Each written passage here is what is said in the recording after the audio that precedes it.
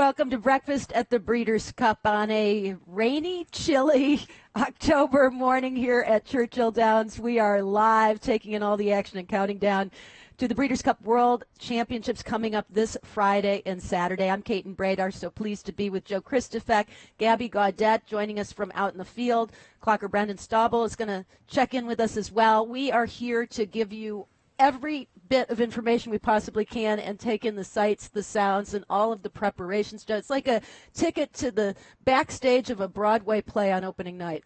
That's a great way to put it, Caton. And we have the pre-entries now, so we have an idea of who's going where. There's still a few decisions to be made. Horses continue to trickle in here to Churchill Downs for the Breeders' Cup. We're going to get to see a lot of them today, not only live but via tape as well, not only from Churchill but all over the country as those final preparations are completed for racing's biggest stage. Now, some notes on what you're going to see over the course of the next 2 to 3 hours. We do not have designated training times for the Breeders' Cup contenders. So any number of horses at any given time out on the racetrack, unless it's a break for renovations. Don't worry, we're going to fill the time if there are no horses on the track. But whenever possible, we're going to give you the live action. And we're also going to take you back to some workouts from earlier this morning, as well as earlier in the week and weeks leading up to the Breeders' Cup. We've got the bases covered across the country. But meanwhile, this morning, some key preparations taking place. And as I mentioned, it is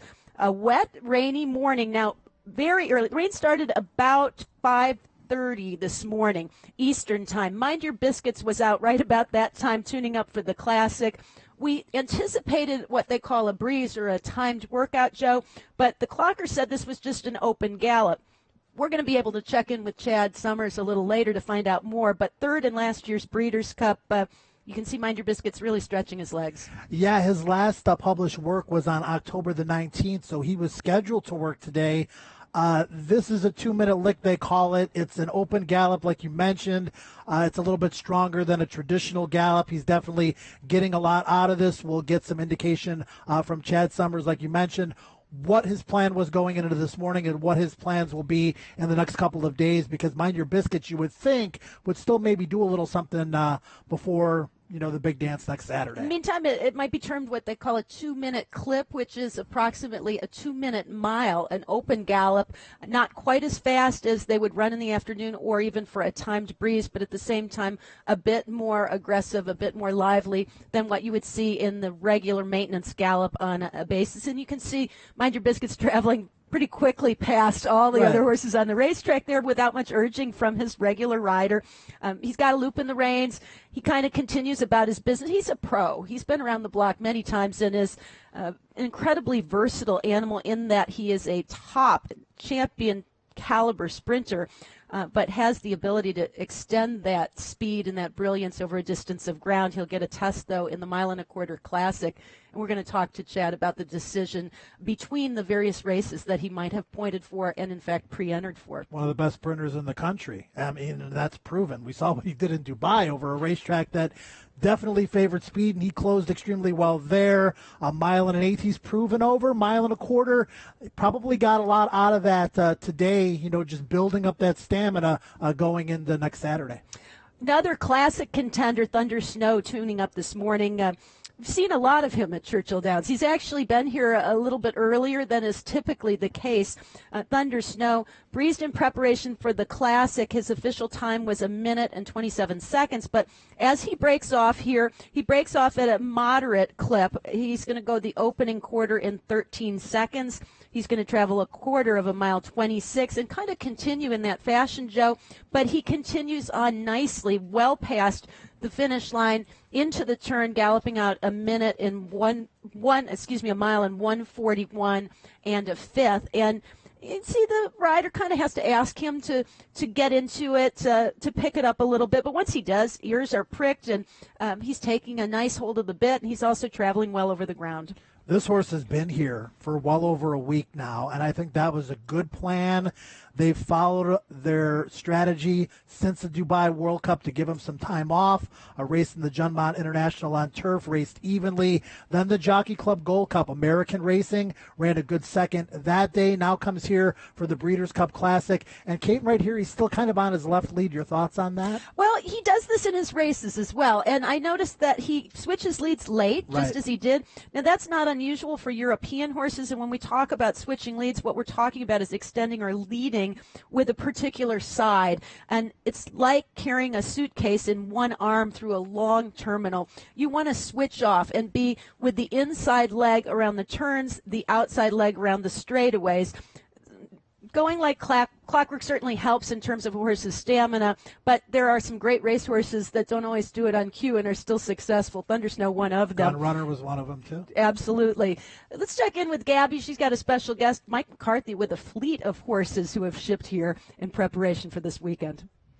That's right, Caton. And Mike, you shipped in 5 horses on Tuesday here at Churchill Downs. You have 5 horses that will be potentially going into the starting gate for the Breeders' Cup. How does that make you feel? It's good. It's obviously it's what we're here for. Weekends like this, Kentucky Derby weekend, those types of things. We had a goal to maybe start 1 in the Breeders' Cup this year. To start 5 is pretty neat. You shipped all your horses in on Tuesday. It looks like there's going to be a big shipment of horses in from California today. They'll be trickling in over the next couple of days. What was the thought process behind shipping in early? I just wanted to get everybody bedded down. Well, it's nice and quiet here. A lot of stuff going on, obviously, starting today and then through the weekend. People start kind of piling on in here, and I just wanted everybody to be familiar with their surroundings. We're familiar with the lay of the land here after spending quite a few years here. So I just thought it was nice to get in, get everybody bedded down, get some days over the racetrack before we had our final works here. Now, for all of the viewers that don't realize or don't know what goes into creating sets, what times horses go out, City of Light is a horse that goes out really early and you kind of trickle the horses in throughout the morning. But what goes into the decision behind deciding what time each horse trains? We try to keep it pretty simple. He trains in the first set basically every morning unless he's working or maybe going to the starting gate or something like that. And then we kind of trickle along as we go through our morning. Basically, everybody trains at the same time here that they would train back in California. So we try to keep them in a program. And looking ahead to the next couple of days, in terms of final preparations for the Breeders' Cup, what are we looking at in terms of workouts? We'll kind of handicap the weather here a little bit. Obviously, we had a nice little mist this morning. It's not too bad. Track is in wonderful shape, and it takes a lot of water. Hopefully tomorrow morning, 9 o'clock, we've got a good racetrack, and we'll think about working a few, and then obviously work a few on Sunday. Javier's supposed to come work City of Light. We'll try to get Tyler Gaffleone up here to work Liam the Charmer on the turf and go from there. All right. Well, thank you so much, and best of luck in the lead up to the Breeders' Cup. Thanks. Caton? Thank you, Gabby. We saw City of Light on the track, an early riser, so to speak. Sometimes the horses that tend to get a little bit more excited or aggressive will train earlier in the morning when the track is a little bit quieter, although I've noticed that maybe because of the lights here at Churchill Downs, even early seems to be rush hour. Weather today might have played a role as well with trainers trying to get horses out before any heavier rain hits. Track is still in great shape. Yeah, most definitely. And listening to Mike McCarthy talk about City of Light, what a versatile horse. Similar to Mind Your Biscuits in that he's been successful in one-turn races, but has also stretched himself out, winning the Oaklawn Handicap at Oaklawn over Accelerate, his only defeat of the year. So City of Light would fit in the Classic, might fit a little bit better talent-wise in the Dirt Mile. It'll be interesting to see what decision is finally made, but a very, very nice horse, and congratulations to Mike McCarthy. 5 horses here. That's pretty cool. Including Axelrod, who will be in the Classic as well. Kind of an interesting horse who is slowly but surely sneaking up as a top contender. As a long shot, doing really well. But we are talking Classic contenders, and Seeking the Soul has been pre-entered in both the Dirt Mile as well as the Breeders' Cup Classic for Dallas Stewart. And this is a look at his workout on the track. Dallas isn't necessarily one who trains for speed. He tends to put a lot of gallops and then a few breezes strategically placed to kind of develop a horse's stamina, and then maybe sharpen them up a little bit with a faster work as you go. Yeah, Dallas won the Breeders' Cup Distaff last year with Forever Unbridled, a very similar campaign to what Seeking the Soul has had this year, in that She was very lightly raced. He is very lightly raced this season. This is a horse that won the Clark Handicap on this racetrack last November, has only started 4 times since. Mixed results for him. Right now, Caton, he's on the outside looking into the Classic. Dallas Stewart wants to run him in the Breeders' Cup Classic, but I think Breeders' Cup Dirt Mile with a 1 turn this year and plenty of speed in front of him, he would finish in a race like that, and I think in the Dirt Mile he would have a chance to make a bigger impact, obviously the much bigger purse in the Classic. Speaking of finish, I like the way he's finishing in his work here. He actually gallops out 5 furlongs or 5/8 of a mile in 1 minute and 3/5. Seeking the Soul's official time was 47 and 3/5 of a second. And you notice his ears are pinned throughout. And it's interesting. Some look at that as a negative, but there have been some great horses, truly champions in their own right, that have pinned their ears. They tend to get aggressive. I think they're a lot like people. If you think of a boxer, some boxers come out into the ring, they dance, they prance, they're lively. Others want to be calm and cool and stone-faced and play a good poker hand. It just depends on the individual. Some horses pin their ears when they train, even when they run, particularly when they get against competitors. I think it's just an expression of their natural personality and traits. Right, and I think it's the reason why they're mad. Are they mad because they're not being allowed to do more? Are they mad because they're being hit by the whip? What is the reason they're mad? Because if they're mad because they want to do more, there's nothing wrong with that. Also, as we take a look at those pre-entered for the mile and a quarter $6 million Breeders' Cup Classic, which will be contested on Saturday of Breeders' Cup weekend, it's other ingredients that go along with the ears pinned, and do they do it every time? Is that their usual demeanor? Personally, I kind of like to see a horse that pins his ears when challenged. Anytime somebody comes to him, you can see that competitiveness come out. We saw McKinsey on that list, and speaking of horses that have little quirks, McKinsey likes to swish his tail. We've seen it several times. What are your thoughts on, while we're looking at the Classic horses, what are your thoughts on tail swishing? It, again, depends on the horse. Usually it's a sign that they're not happy about something, but it might be they're just not happy that they're being asked to do a little more than they were expecting to have to do. It could be that something is really irritating them physically. It just depends. And some horses, when they're struck with a whip, they swish their tail, but it doesn't mean that they stop running. So, again, you kind of have to know the horse, but I tend to look at it as a little bit of a negative, to be sure, especially if it's in a morning workout. We have a horse to take a look at that's a Classic contender from yesterday, and perhaps one of the more intriguing entrants in the Breeders' Cup Classic. Catholic Boy has proven to be as good on turf as he is on dirt. Rare to have a horse that can compete at the highest level. And again, this was yesterday, and he takes a really good hold. This is kind of Catholic Boy's way. Some horses go loose and easy when they know the work isn't serious or fast. Others, like Catholic Boy, put a lot into what they do every single day. And Catholic Boy is kind of testing his exercise rider, if you will. But yeah, I mean, for sure. And this is such an interesting horse. He was on the Triple Crown Trail earlier this year. That didn't go so well. I wasn't a big fan of his. Took some time off and then returned to grass. And they're like, okay, well, maybe he's just a grass horse. And he was tremendous on the turf and winning consecutive graded races, Caton. And then back to the Travers. And people are like, how's he going to handle the dirt? And obviously he handled it with flying colors and coming into the Classic the right way. Now, again, this was from yesterday at Churchill Downs, and we'll continue to keep an eye on Catholic Boy. Right now, let's check in with Gabby. And Caton, well, we just got news that Catholic Boy will actually be taking to the track just after the break. So the break will be concluded at around 7:30, so hopefully we get to see him in just a couple of moments. I did get to see him walk off the track yesterday, and he is exceptional looking. I mean, he's just kind of a throwback, classic looking type of individual, so really exciting to see what he has in store today. Some other news that's going to be happening today, I just got word that 40 under headed towards the Breeders' Cup Juvenile Turf for trainer Jeremiah Engelhardt will be breezing today. He was not expected to work today, but he could actually take to the track either at 9 a.m. or later for the turf workouts, and that will probably be starting around 9:45, between 9:45 or 10 a.m. later today. So that's just recent word from Jeremiah Engelhardt. And in terms of horses who are shipping in today, there are going to be 50 horses shipping into Churchill Downs from all across the world.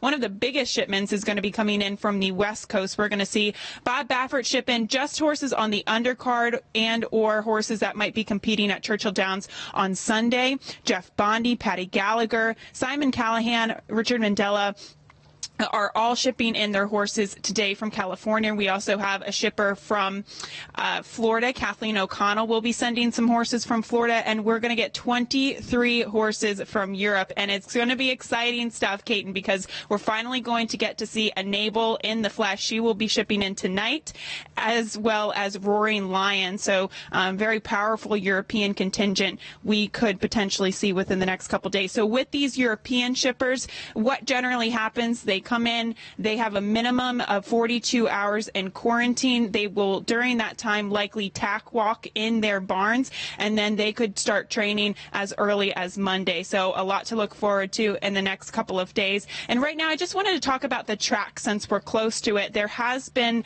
rain throughout the morning. It's kind of been a light, steady rain throughout the morning. And, you know, sometimes the decision is to either harrow the track during the break or to seal it with more rain expected in the future. But right now it looks like they are going to be just harrowing the track, so we won't see a sealed surface for after the break. But definitely keep your eye out. We're going to be seeing Catholic Boy in just a few minutes. Some great information and insight into the track condition, especially, as well as the arrival. I think Enable is one of those that everybody is eager to see. Meanwhile, we're very eager to welcome to the set Brandon Stabile, who has been upstairs, high above the stands, keeping an eye on the action, and an official clocker, meaning you watch the horses to time their workouts, but also, more importantly, Brandon, I know, see how they're doing what they're doing, maybe sometimes more important than the time itself. And some certain horses I know you wanted to talk about, starting with Finley's Lucky Charm. Yeah, definitely. When you hear the term clocker, I like to think of it more as workout analyst, because you're doing more than just clicking a watch, more than just kind of looking at your times. You're looking how the horses are moving, and I'm also looking at gallops too, so that's something too. But yeah, Finley's Lucky Charm yesterday, Brian Hernandez up, and this is a filly that always works fast. So 47-4, that's just her. She does it so easy. You'll see coming down the lane, he's got a nice hold. She's reaching out well. The ears are up. This is a runner that just knows her job. She's always trained well. She would be one that if I didn't see her work fast, that's when I would kind of, take notice as a negative, because all the time you hear, oh, they're working so fast. But for her, that's just her. And you can see BJ's just got a nice hold down the lane. Ears are up, ears are pricked. That means the horse is very alert, kind of just waiting on command. And he might shake the rein once or twice right past the wire, just have her gallop out. Typical Finley Lucky Charm double gallop out there. She'll gallop out an extra quarter mile in there just to add a little extra stamina. BJ's standing up on her already, but just a really classy filly, and one that I've always enjoyed watching. So I thought she went well yesterday, and like I said, if you don't see her work quick, that's kind of when I would take that as a negative, because she does it so easy. Brandon, I know we have another horse to look at or two, but I wanted to ask with her, you've seen her over a period of time, and trainer Brett Calhoun deliberately fashioned her and took a different course than last year. Have you seen a change or a positive response in terms of her training? She does look a little more fresh. I think that he has spaced the races out a little bit, and he's figured her out, and I think that's one of the great things about being one of the top trainers out here, and especially taking care of a nice class filly. I mean, you have to figure them out and figure what works best, and she needs a little time. You can see she had a little bounce in her step, so I think that he's done the right thing with her. Well, very eager to get your opinion of Wonder Gadot, who's tuning up for the Breeders' Cup. Distaff's a filly who's beaten the boys in the Queen's Plate. And I thought maybe, I know her connections were very happy, and it was the fastest workout of the morning, but she was awfully keen going to the pole. Yeah, she always has moved with a lot of energy. I remember before the Oaks, that worried me too, what you just said there. I mean, she was so full of energy, and she ran lights out. I did notice that, you can see there, she's a little headstrong. I think that's kind of just her. You can see the ears are up, though. I mean, if you're working solo and I see that the ears are pinned, that's when I kind of, take a little bit of a negative approach there. But I think this is just her. She was a little fresh. One thing I did notice about her is she looks like she's leaned out a little bit and gotten more of a kind of a lanky type look to her, and I like that for her going long in here. And you can see she does settle pretty nicely here. The ears are up at the quarter pole, and he really shut her down late. She went off really fast. I think it was like 22 and change, and really impressed the fact here that he was able to get her relaxed, and she really settled down the lane in there, and looked like she was going in like 49 and change to the wire, and then you see the final time at 47. I mean, some people may the headstrong look early on, maybe not the greatest in the world, but she does settle nicely here. You can see he just grabs her right at the wire. She's got the ears up. I mean, she's just waiting on cue, really reaching out well. I really liked this move from Wonder Godot yesterday. Now, she had switched to her outside lead on the turn a little bit early. Do you think that was just the rider trying to get her to settle? Yeah, I think so. I mean, I'm more worried about, the turns are great, but I'm more worried about down the lane because I'm a big guy with final quarters. I don't care how fast you go early. I want you to finish up good. Now, she kind of did it the opposite here, but she was under control down the lane, and I like the fact that she was on her right lead the whole way down the lane and looked good. The ears were up and just very – you can still see she doesn't want to be pulled up on the backside. I mean, I think she's just showing a lot of energy in here, but I think it's a good energy. Imperial Hint, a very different type of horse, sprinter, top sprinter, who was perhaps a little bit unlucky but courageous in defeat in last year's Breeders' Cup Sprint. We saw him gallop, and in fact, we're going to take a look at the video from this morning. Get your thoughts. Yeah, first local look yesterday, and one thing I just want to see when horses come to the track for the first time, I just want to see the flesh. I want to see what the coat looks like, and you can see here kind of a little bit same thing, headstrong early, but came down the lane in front of me and really relaxed. And I like to see this from speed horses too. I mean, sprinters that are very fast, the fact that when they gallop, the rider can get them under a long rein and get them under control, just really like that. And like I talked about, the coat is one thing I want to take a look at. Yesterday, the coat was fantastic. Today, again, good. It's a little tough to tell when they're being rained on, but yesterday I just like the fact this horse came to the track with a good coat off of the off of the van, but made a nice local appearance in here. One you definitely want to watch because he's going to be one of the top choices, if not the favorite. What is the difference when you're looking at a sprinter like Imperial Hint and two-turn horses and the way they're training going into their individual races? Do you look for different stuff? I think it's not as much about the distance as about the individual themselves. So we talked about like Wonder Godot has a lot of energy, and I want to see that energy. Finley's Lucky Charm always does that. We want to get to know Imperial Hen and some of these other horses on what they do. We've seen like City of Light this morning, kind of a bigger horse. He's been pretty relaxed in his gallops, and that's what I want to see. So we'll get to know these horses. For me, it's more about the individual versus the distance. Well, I know you have a lot more to watch this morning, so we're going to let you go, but sure appreciate your insight, and we look forward to talking to you again tomorrow and each day leading up to the Breeders' Cup. I appreciate it. Hopefully we can cover many other horses as well. Look forward to it. Brendan Stabel. And again, renovation breaks happen twice a morning typically here at Churchill Downs. That schedule might change just a little bit as we get a little closer, but important to know how the track changes along the way. We are going to look at another category of pre-entries and horses as well. But first, we're going to take a short trip down memory lane and look back at some classic Breeders' Cup moments here at Churchill Downs. Classic.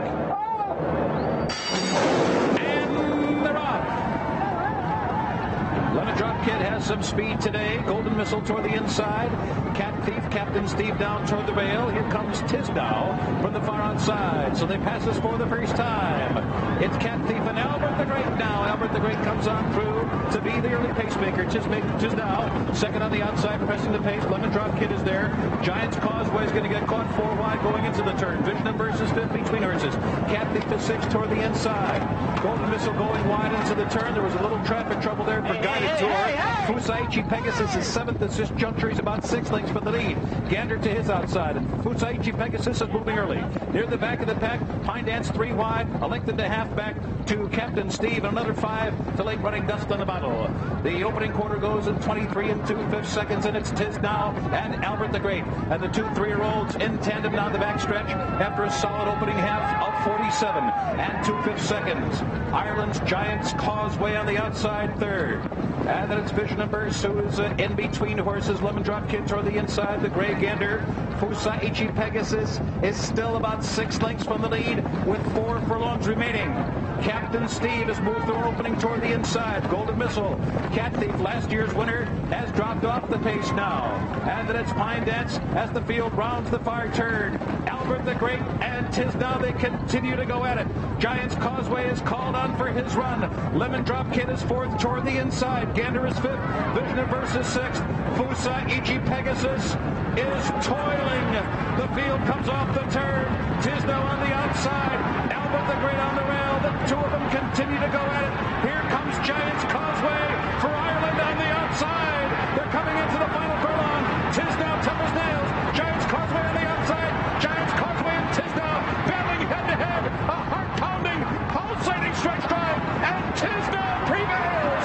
Tisdale has won it by a nose over Giant's Causeway, and it was close for third there between Captain Steve and Albert the Great. There's the roar from the Churchill Downs crowd as the field is sent on their way, and Zenyatta is dead last. Zenyatta was slow into stride. She's got to be 5-6 lengths last as Zenyatta. They come past the stands first time round now, and First Dude is going on to lead Esquire City. Quality Road is right there on the inside, and Hainesfield a close-up 5th. On the outside of that comes Etched. Here's looking at Lucky racing in the 6 spot, 7 off the leaders. The pace very solid early. Blame is taken back towards the rear. On the outside of that, we have Desmond Prince. In behind those two now, we drop back to Patio Prado, who's down at the rail. In tight was Fly Down. Musket Man is there. And Zenyatta is dead last. Mike Smith's asking her to pick it up a little, actually. Mike Smith doesn't want to be too far back. He's asking Zenyatta to pick it up. At this stage, Zenyatta's got to be a good 18-20 lengths off the leader. They go down the backstretch now in the Breeders' Cup Classic, and First Dude is the leader. Quality Road is ridden along at the rail. Hainesfield right there 3rd. Esquire City is 4th, and those 4 fly. It's a big gap of 7 back to Etched. Looking at Lucky is 10 lengths off the leaders. Blame down at the rail. In behind Blame now we have Musket Man, who's still far back with Patio Prado. In behind that we have Fly Down, and Zenyatta is dead last. Zenyatta is last. Mike Smith trying to find somewhere to run. They bunching up at the top of the lane now, though. Hainesfield, Esquire City's running a huge one as well. Looking at Lucky. Here comes looking at Lucky. Etched is in there. Zenyatta now hooking to the grandstand side. And Zenyatta is now coming with her run. Looking at Lucky. Blame. Blame on the inside. Blame gets the lead. Zenyatta on the outside looking at Lucky. Blame. Zenyatta. Zenyatta. Zenyatta is flying. Blame trying to hold on. Blame. And Zenyatta. Blame has won it ahead. Zenyatta ran her heart out but had to settle for second. There's the roar from the crowd. They're on their way in the $5 million Breeders' Cup Classic. Game On Dude got a flyer. But on the outside, Uncle Mo's right up alongside. So Game On Dude and Uncle Mo go on to lead them early. On the extreme outside to Honor and Serve is right there. Stay Thirsty's tucking in right behind them. So You Think got a beautiful spot down on the inside. He's keen to go on. He's pulling hard as So You Think. A length and a half off the leaders. Then we come back to Headache. Now here's Havre de Grace. Havre de Grace is racing back in 7th, but only 4 lengths off the leaders. The pace very honest early. Then we drop back to Flat Out, who's racing at the back of the leading group. Another gap of 4 back to Drosselmeyer, Ruler on Ice, and Icebox. The last 2, they're 11 off the leaders. On to the backstretch they go in the Classic, and Game On Dude at a strong pace. In the second position is Uncle Mo.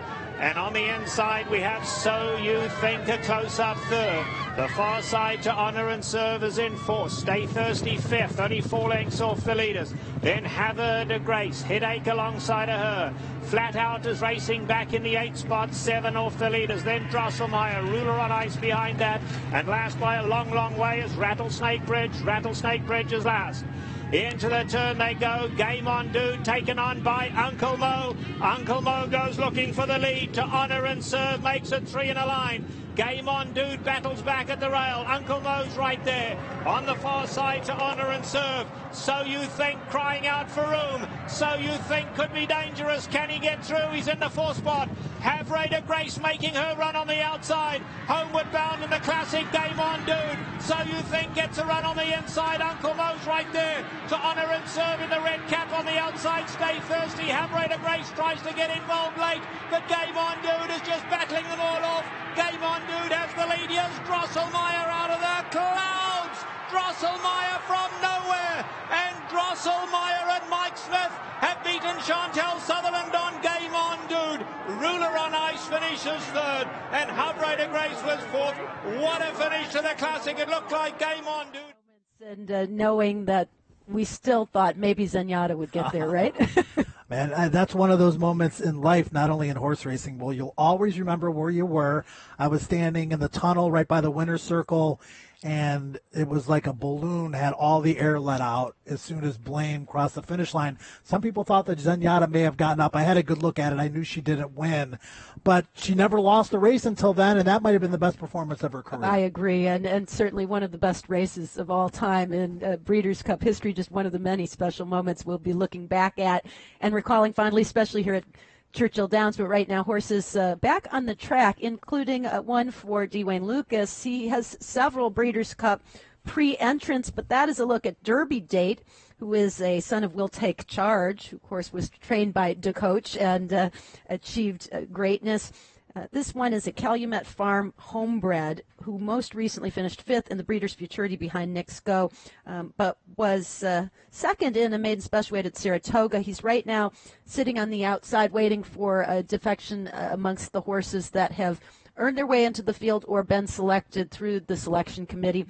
No doubt the fact that he is still a maiden kind of weighing into that decision. Yeah, and you know what? The horse is on the grounds, right? If this Breeders' Cup was in California, you wouldn't probably see this horse shipping there, but the horse is at home, is pre-entered. Sneaky good race in the Breeders' Futurity. Had post 12 of 13, was 6 wide on the first turn, made a big middle move, and then flattened out in that particular race, won by the 70-1 shot Nick's Go. This horse has a little bit of talent, will take charge. An excellent first crop sire that you're going to hear a lot from in years to come. Derby Date, like you said, on the outside looking in. He looks quite a bit like his sire. Physically, yeah, that plays. Very leggy. You can tell he might be a two-turn type horse. Dwayne Lucas would say, the coach says you got to be in it to have a shot to win it. And he's pulled a couple upsets in his career, right? The horse has kind of an elegant way about him, too, for a young horse. And that's key, Joe. These horses are in all categories of experience as well as types of races. And amongst the juveniles, you'll see a very different type of animal than you will the seasoned horses like Mind Your Biscuits and some of the others that we're seeing. But when they come out on the track and they do everything like a professional, like they've done it a million times, even though circumstances are different, that's when you see the true class come through. Of course, the juvenile one of the 5 Breeders' Cup races on Friday, which has now been dubbed Future Stars Friday. And that's kind of exciting as well, the way the races are packaged and presented, giving an opportunity for the fans to see all the future stars for coming years. It's one of my favorite parts, if not my favorite part of the game, is watching these young horses develop. Opening day Sunday at Churchill is Stars of Tomorrow. Then we jump right into Future Stars Friday for Breeders' Cup. At the end of the meet here at Churchill Downs, we've got another Stars of Tomorrow card, and then the Kentucky Derby prep start. And the Breeders' Cup Juvenile, a huge stepping stone, obviously, moving forward for these young horses. Because like you said, Caton, we know they have talent, but they have to put it together mentally as well. Then you've got the 2-turn challenge and challenges moving forward of the class and competition. And Derby Date, you know, like you said, looks like a 2-turn horse. He's got a bright future, just 4 starts in his career, and should see better things from him to come. But he's doing this maintenance-type gallop, very routine for these horses. You want to see him changing his leads in the proper places. You want to see him attentive to the rider's commands. You can see the exercise rider has a nice hold, but not too short of a grip. So for a young horse, it's obvious that the rider trusts the horse a bit. And I will say he's pretty polished and very calm as far as demeanor, given the temperatures, which we're kind of keyed in on here on the set on the first turn. It is starting to drop a little bit, which is typically the case at this time of the year here in Louisville. Was about 50 when we started. It's definitely in the 40s right now, and it'll probably drop even a little more as the sun comes up. But the racetrack has maintained a really good surface despite that constant drizzle. It still looks pretty fast to me, and in fact, I suspect the times will tend to get even faster on the watch as far as time to workouts are concerned. Yeah, Gabby mentioned it earlier. It's just been, I wouldn't even call it a sprinkle. I would call it more of a mist so far. Very light mist, maybe bordering on a sprinkle, but nothing heavy. You know, the racetrack wants water. It craves water. It makes it tighter. And like you can see, and like Gabby mentioned earlier, they harrowed through it during the renovation break. The track is in great shape. Hats off to Jamie Richardson and his crew. You keep an eye on Derby date as he goes through the lane. One of several entrants on the pre-entries for D. Wayne Lucas. 221 horses pre-entered. That's a record. 48 of them earned their way in through Breeders' Cup Challenge races and or points that were earned in graded stakes races since the beginning of the year. In the case of the juveniles, many of them don't have any points at all because there have been limited opportunities for the 2-year-olds, the babies of the horse world, or the youngsters, to earn those points. But a pretty polished gallop from Derby date. Wayne Lucas also represented by Bravazzo and Warriors Club, and earlier this morning Warriors Club was out. Bravazzo breezed yesterday, so in all likelihood he's staying in the barn, walking around the shed row for about a day. Bravazzo might breeze again today. He's actually, I mean, seriously, it's Bravazzo. Well, Bravazzo does train a lot and seems to thrive on it. In the meantime, Warriors Club you're looking at now was pre-entered for both the sprint and the mile, dirt mile. And Wayne has said that neither distance is ideal for him. The sprint is a little too short and the mile is a little too long. But what a neat horse this has been for the Churchill Downs Racing Club. Son of Warriors Reward has earned over $700,000. His most recent victory coming in the Commonwealth, a Grade 3 event at Keeneland, going 7 furlongs, which Wayne has said is his ideal distance, but still fun for all the members of the club for a minimum ante to start with, have gotten the trip of a lifetime. Yeah, it's just a great concept, and it's been adopted by other racetracks across the country. Warriors Club, the first horse in the Churchill Downs Racing Club, and it's just been a great ride for those people, like you mentioned. They get a taste of horse ownership, and in this horse's case, at the highest levels, and you witness the ups and downs, and has had some great races. The last 2 races maybe not as good, but he's run well here at Churchill Downs, and what a great ambassador for the sport. And D. Wayne Lucas, the perfect trainer for a racing club. Again, that was from yesterday, but right now we have a couple classic contenders stepping on the track to train. A lot of trainers opting to try to beat the rain or any changes in the track condition. Catholic Boy, who we saw earlier with a very aggressive type of on-the-muscle type of gallop. He puts a lot into his work. He takes a good hold of the exercise rider. And there you can see the exercise rider rides just a little bit shorter than other sets to get a little bit of leverage. And I don't blame her because he is a big, strong boy, Catholic Boy. He'll bow his neck. He'll take a good hold of her. But he minds his manners. You can tell this is a horse who enjoys what he does.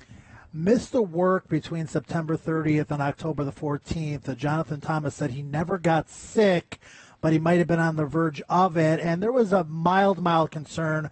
But then he comes right back on October the 14th at Belmont, and then right back on October the 21st at Churchill, like he hasn't missed a beat. He's looked really good, not only in his works, but in his gallops here at Churchill Downs. And what a fun horse. Talked about him earlier on the Kentucky Derby Trail, earlier in his 3-year-old season. That didn't go so well. Took some time off after a little bit of a clunker in the Florida Derby. Came back, Caton, as a turf horse, won consecutive races in game fashion over a really nice individual and analyze it, then back to the dirt for the Travers. And, a lot of questions going into that race about how he would handle the dirt compared to the turf, but he certainly answered them in fine fashion. So to give you some perspective, Catholic Boy has been on a schedule of working in New York, October 14th. He shipped to Kentucky and worked at Churchill Downs on October 21st and regularly turns in a maintenance workout, if no racing, in between every week. So like clockwork, but in this case, I think Jonathan Thomas, his trainer, opting to make sure he gets this work in and the best possible circumstances, maybe beat the weather, so to speak. So I believe we are going to see a workout or a more serious type of exercise as far as the preparations are concerned. And what you'll generally see is a very slow warm-up, which he's doing right now, which is jogging with the pony, and that's why he's not on his own. They don't want to see him doing too much too soon. They want to wait to a pre-described distance or predetermined distance. That would be a pole on the track determining what distance the horse is going to breeze. And they'll gradually ease down toward the rail. The pony will release the horse and let the horse pick up momentum. And the ideal most of the time is for the horse to start out gradually and increase or at least maintain that rate of speed all the way to the wire with the best for last. Doesn't always work out that way. If you happen to hit company, another horse happens to be working in front of you, you get some traffic or something unexpected happen, you have to alter plans a little bit, but that's why trainers hold their breaths until these workouts are done, because there are critical points in a horse's training routine, and this is certainly one of them. Yeah, and sometimes in the morning, a surprise or two could occur. You'll once in a while have a loose horse situation. You once in a while find unexpected company. There are dozens and dozens and dozens and dozens of horses on the racetrack at any given time. So there's Catholic Boy, being ponied at this point. Another classic horse on the racetrack is Axelrod. We hinted at this horse earlier, Caton. This is a horse that I think is a little bit sneaky off the second in the Pennsylvania Derby behind McKinsey. He won his prior two races, the Smarty Jones and the Indiana Derby, against the racetrack, so to speak. He's going to be a huge long shot in the Classic, but one I think you might be able to include in some of your gimmicks, exactas, tri-supers, et cetera, especially in a big field. Axelrod is a big horse who strikes me as the type that took a little while to put it all together, but when he did in the Indiana Derby, it was kind of the light bulb going off. Now, he can be a little quirky. In Pennsylvania, in his first race in the Smarty Jones, which he won, he didn't really want to go into the paddock. He was very difficult in terms of saddling. They schooled him quite a bit in between that and the Pennsylvania Derby, and he was a lot better. He still gets a little quirky sometimes. He seems to have a mind of his own, but a lot of trainers will tell you a good horse will do that. And they are intelligent horses, but they are creatures of habit. So the routine is very important. This, again, a maintenance gallop for Axelrod, but a handsome horse, got a very strong shoulder. You can see carrying his head just a little bit higher than you might see with some other horses, but certainly striding out nicely and looking beautiful. Catholic Boy, meanwhile, out on the track right now is starting to pick it up just a little bit. So away from the pony, you can see he's taking a hold of the rider. And rider's just trying to get him into a comfortable rhythm here before dropping down onto the inside fence or hanging them on the rails, so to speak.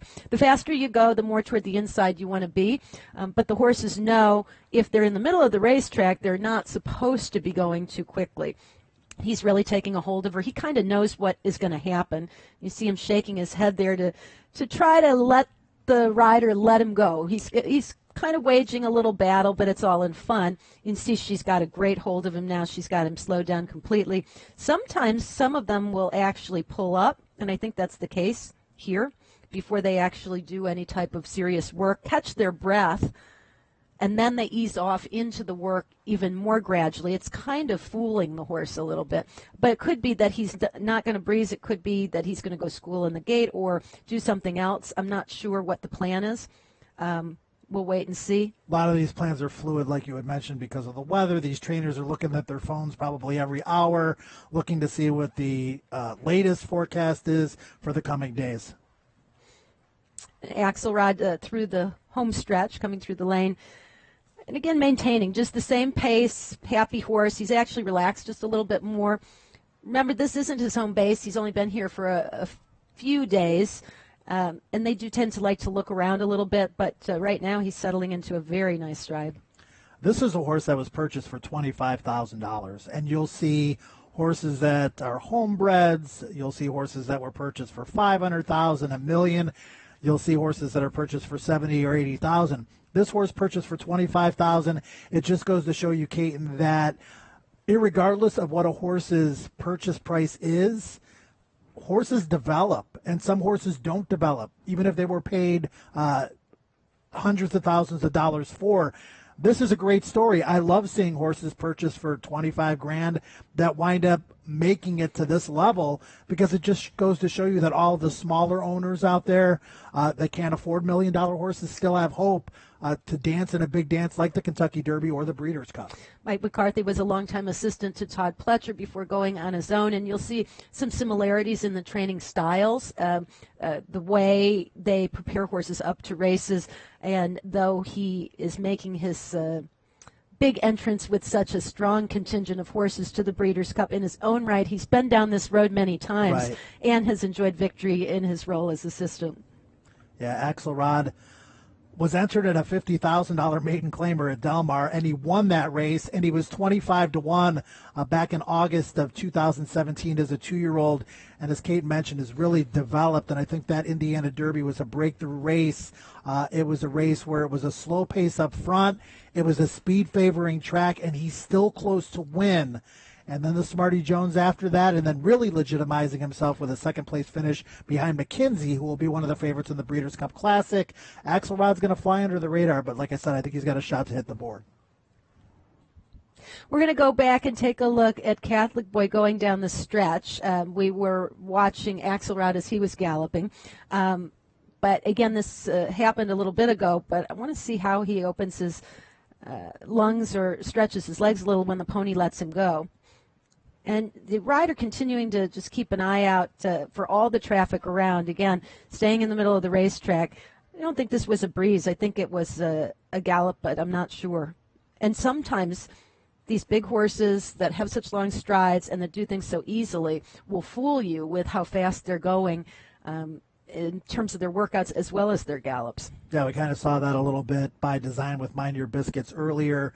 Staying in the middle of the track, you know, the workers are going to be closer to the rail, obviously.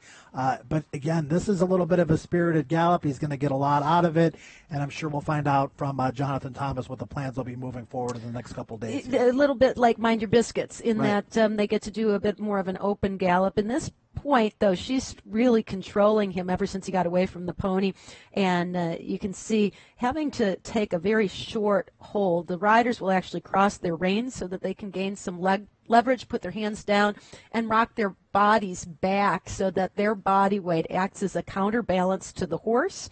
And what ideally you're able to do is take that one hold and just kind of maintain it, allowing the horse to kind of give and take very subtly.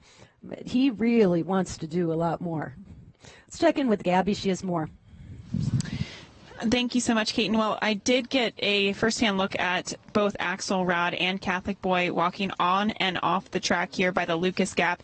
And one thing that I definitely was paying attention to was the energy levels of Catholic Boy. He was such a class act coming onto the track and maintaining, his energy with the pony. As we saw it, and as you guys were analyzing his pretty energized and quick gallop today, but one thing I noticed when he was walking off of the track, he was very keen, and that I'm being nice. He was on his toes, and then once they finally got off of the track past, I guess they were kind of on the chute here going back towards the D-Wayne Lucas barn, he reared up. He almost got a little bit close to the pony here, so that was unusual. I hadn't seen him at least do that yesterday, or what I had observed from him at least training into the Travers. So I would say that his energy levels are very high today. So the hats off to his rider. I mean, she, as you were mentioning, Caton, she rides a little bit on the shorter side just because he is a strong horse. So the fact that she could stay on, he reared straight up coming off the gap. So that was impressive in its own right. But Axelrod, I'm very impressed with this horse. When he walked onto the track, he there was a lot going on. There was kind of a cavalry charge of horses coming around this turn here, and he was just really listening to the riders' cues. They turned him in to relax a bit, looking towards the infield and towards the grandstand. And then I was impressed with his gallop here today and everything that he did on the track. He walked off by himself, a very classy-looking man for all of his quirks that he does show in the afternoon. So just some observations here of the horses coming on and off the gap. Thank you. I don't think I'd want to be on Catholic Boy if he reared up. That is a tall drink of water, and it's a long way to the ground. Reflect on the track right now. Filly by Trap Shot, tuning up for the Juvenile fillies. She was second in the Alcibiades to Restless Rider, and she's not a big filly, but boy, she is scrappy. Her race was pretty impressive in the Alcibiades. She broke her maiden in her career debut going 5 furlongs, and you might have thought that the 1 1/16 would be a pretty tough hurdle for her, but she climbed it well, and she came on nicely in the final strides of the race. Yeah, Keith DeSormo does a great job with young horses. We know him probably best for Exaggerator. Also this year on the Kentucky Derby Trail, My Boy Jack. Texas Red, who won the Breeders' Cup Juvenile a few years back. And now he has Reflect, $70,000 Keeneland yearling purchase, who has already exceeded expectations in that regard. You mentioned the second behind Restless Rider in the Alcibiades. It was a fast-paced race. She had a rail trip. She came through on the turn and ran on nicely to be second and a clear second in that particular race behind Restless Rider, who was the 6-5 favorite. So she's a forwardly progressing horse. It looks like, Kate, there's going to be a lot of speed in the Breeders' Cup Juvenile fillies, which could work to her advantage as she tries to pick off rivals one by one in the stretch. You can see it Reflect going off the track to the backside. She'll go back to her barn, get a quick, nice, warm bath, and walk for about 30 minutes with little water before she returns to her stall. In the meantime, we are waiting Signal Man, who walked into the paddock to school, and that's also going to be one of the situations for a lot of the horses. In addition to the work they do on the racetrack, in the morning the trainers will opt to school or practice in the paddock. Just let them walk around, get comfortable with it, see anything that might be new. The same could be true with the gate. A lot of horsemen will take their horses to the gate in the morning and just stand them, just allow them to walk around, get acquainted with the gate crew. The majority of these horses are not stabled here on a regular basis, and every team at a starting gate at a different racetrack has their own way of doing things. So it's always nice to make sure that there's a comfort level for everybody who's working with the horses and for the horses working with everybody else. The most fascinating thing about horse racing that a lot of people don't get to really deep dive into or see behind the scenes is the education process of these horses. From the time, they first put the saddle on to the time they first get to the racetrack to the time they first breeze. You mentioned the gate work, Kate, and you mentioned the paddock schooling. You mentioned the fact that, you need to get a horse to relax. The trainers need to figure out what these horses do best, whether it's sprinting or routing or running on turf or running on dirt. Some horses do it all well. Most have a specialized type of race that they like to perform best in. Signal Man, as you see him here, Kenny McPeak also very good with young horses. This horse was second in the Breeders' Futurity behind Nick's Go, the 70-1 gate-to-wire winner. He had a rail trip. He was bumped a little bit on the turn. He was off-strided. You like to see a horse when they have adversity, be able to overcome it and still run on at the end, which is exactly what this horse did. He's a progressive type by general quarters. And again, we talk about horses at marginal sales prices. This one only costs $32,000. Kenny McPeak really good at picking horses out at that level as well as higher price levels as well. But Signal Man progressive, but he's going to have to really step up his game in a really tough edition of the Breeders' Cup Juvenile.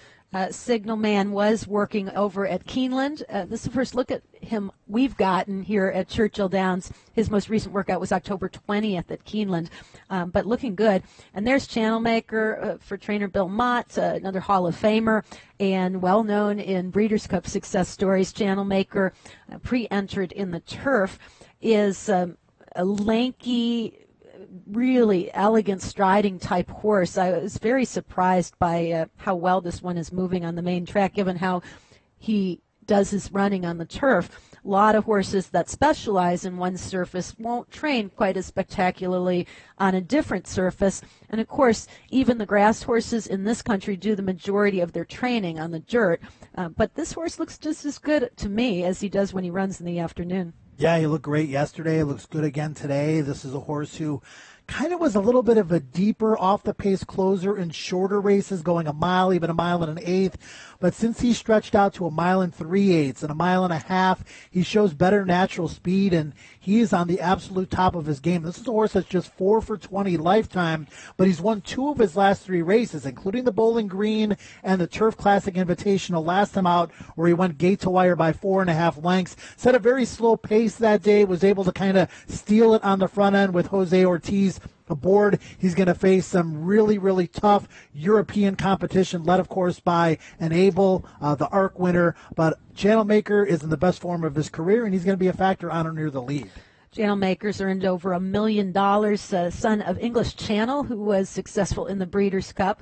And those offspring tend to handle, much like their sire, some give in the ground. And there may well be some give in the ground come Breeders' Cup weekend, if today's weather is any indication. And that's really a key component of the training schedule for horses like Channel Maker and others, trainers who maybe want to work their Breeders' Cup horses on the turf, are dodging the rain and anticipating the weather to make sure they can get their preparations in a timely fashion, but at the same time on a good turf course that offers their horses the best possible surface to prepare on. Yeah, and, you know, they're going to put the cones, or we call them in horse racing, the dogs, way out. So the horses have to train on the far outside because obviously you don't want to affect the inside part of the turf course, which is going to be run over. Grass doesn't grow this time of year, Caton. And also when you get rain, it's a lot colder and damper, so it takes a lot longer to dry out as well. Sure, it just maintains the moisture a lot more than is typically the case. That's often why the Europeans have so enjoyed coming over at this time of the year for these races and take advantage of it. They race more often on those types of conditions.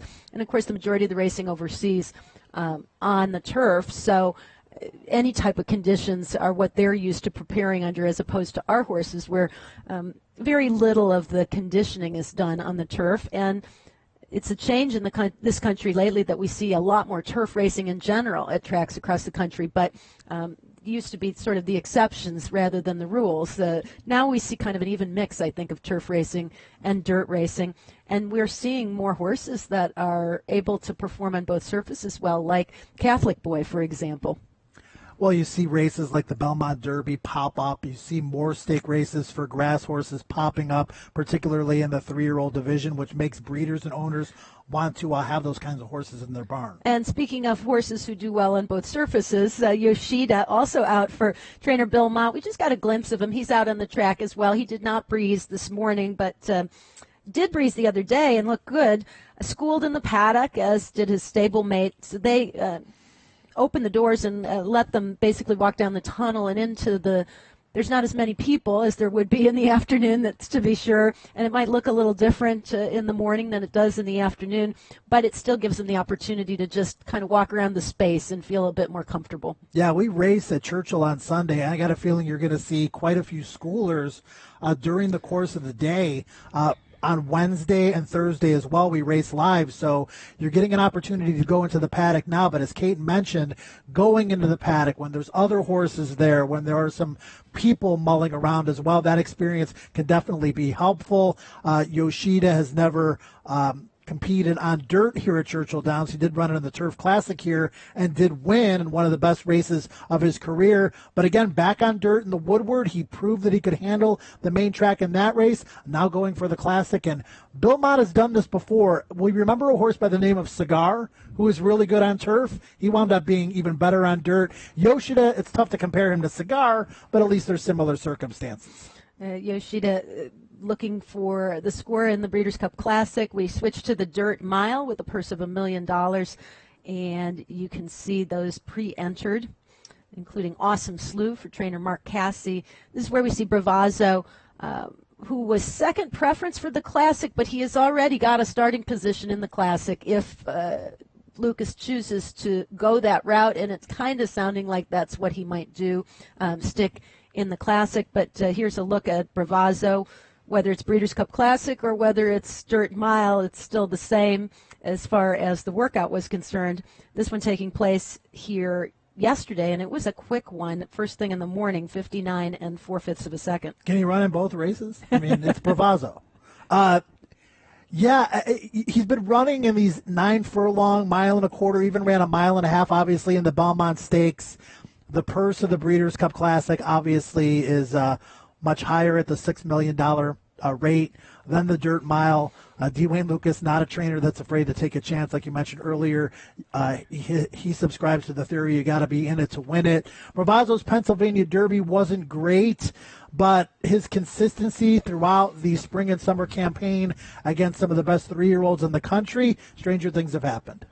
And we did get an opportunity to speak to the coach after that tune-up. He's probably one of the few horses in America that started back in early in February and has made every dance all summer long, all the way to here. I mean, he ran in all the Triple Crown races, Haskell, then went to the Traverse, then went to the Pennsylvania Derby.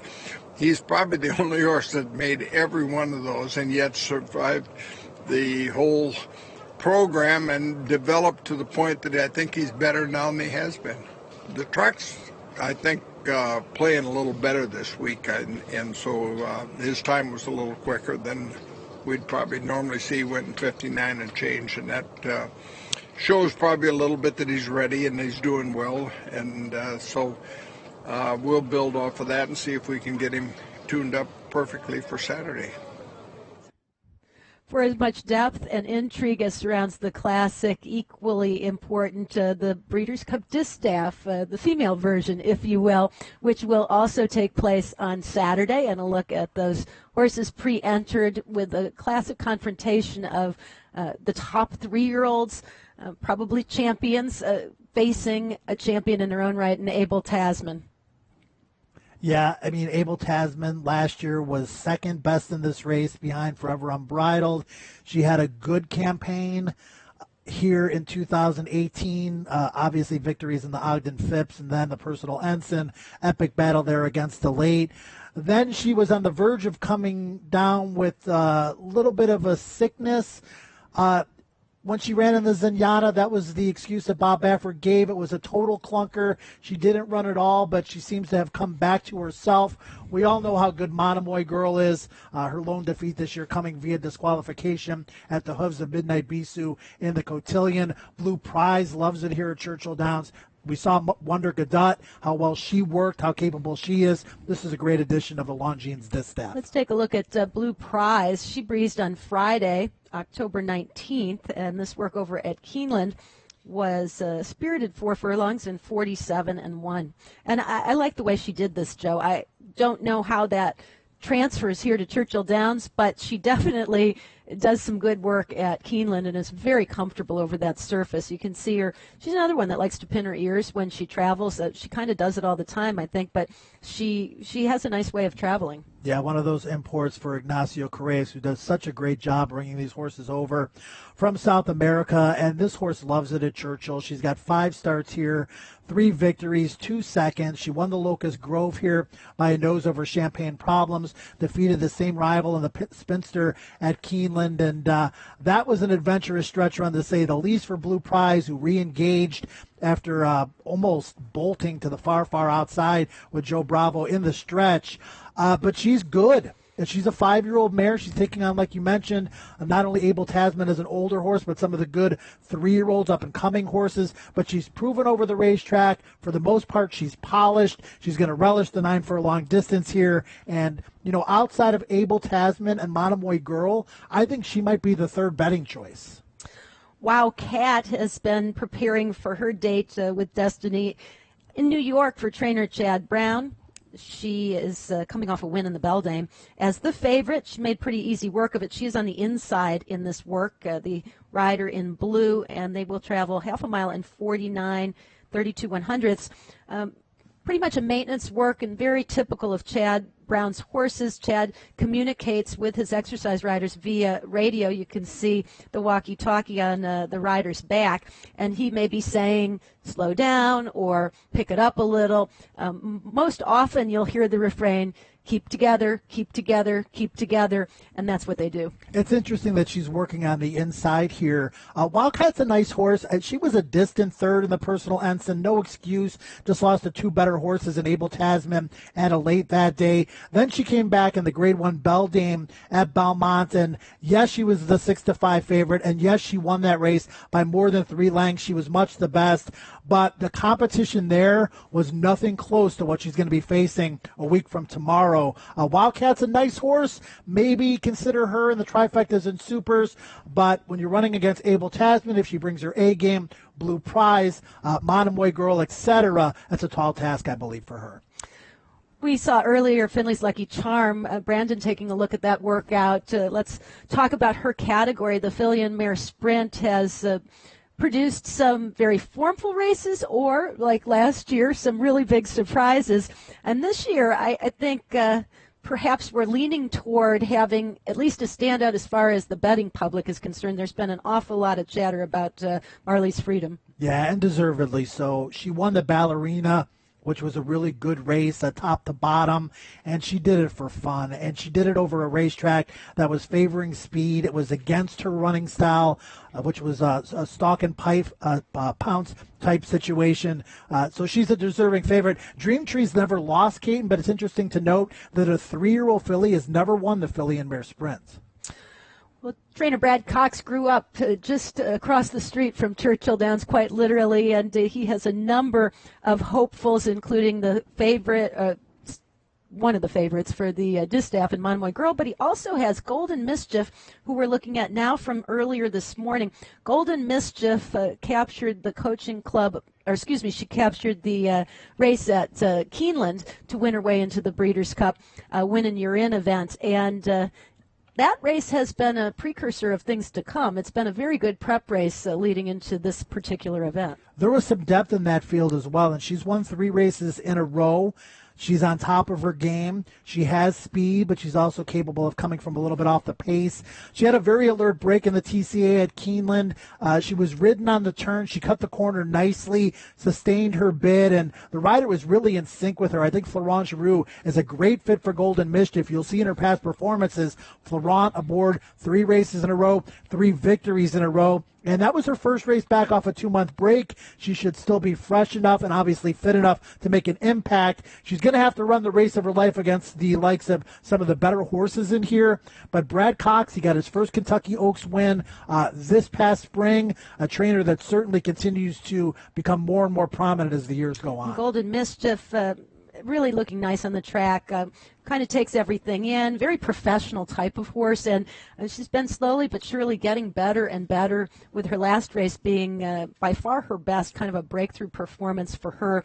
You can see she does exactly what she's asked to do there on the track in the morning works. Horses are going to be training on the turf course as well. So we have a few others to take a look at. Now, you mentioned, Joe, that the dogs or the cones would be out on the turf. Basically, trainers just sometimes want to let the horses stretch their legs and do a little something over the same surface they're going to run over. They don't necessarily always breeze. A lot of times they'll do much steadier, slower types of exercise, but the Europeans in particular, you'll frequently see taking advantage of the turf course. When they arrive next week, we'll look forward to seeing them. Meanwhile, Liam the Charmer is training on the main track, so the turf works would take place later in the day. There'll be a designated time when there's not activity on the main track, because you can imagine getting horses on and off the turf course could be a little disconcerting and a traffic nightmare, if you will. So when traffic dies down later in the day is typically when you see the horses training on the turf. In the meantime, some of the trainers opting to just get anything done and out of the way on the dirt. Yeah, you mentioned it earlier. Turf training, much different than dirt training. You're not going to see a Wonder Gadot type workout on the turf. They're not going to go 47 in a breeze. I mean, you're looking more at 3 furlongs, slow half miles, getting a feel for the footing, as Kate mentioned. Liam the Charmer, we had Gabby Gaudet earlier talking to Michael McCarthy, one of 5 horses he has pre-entered.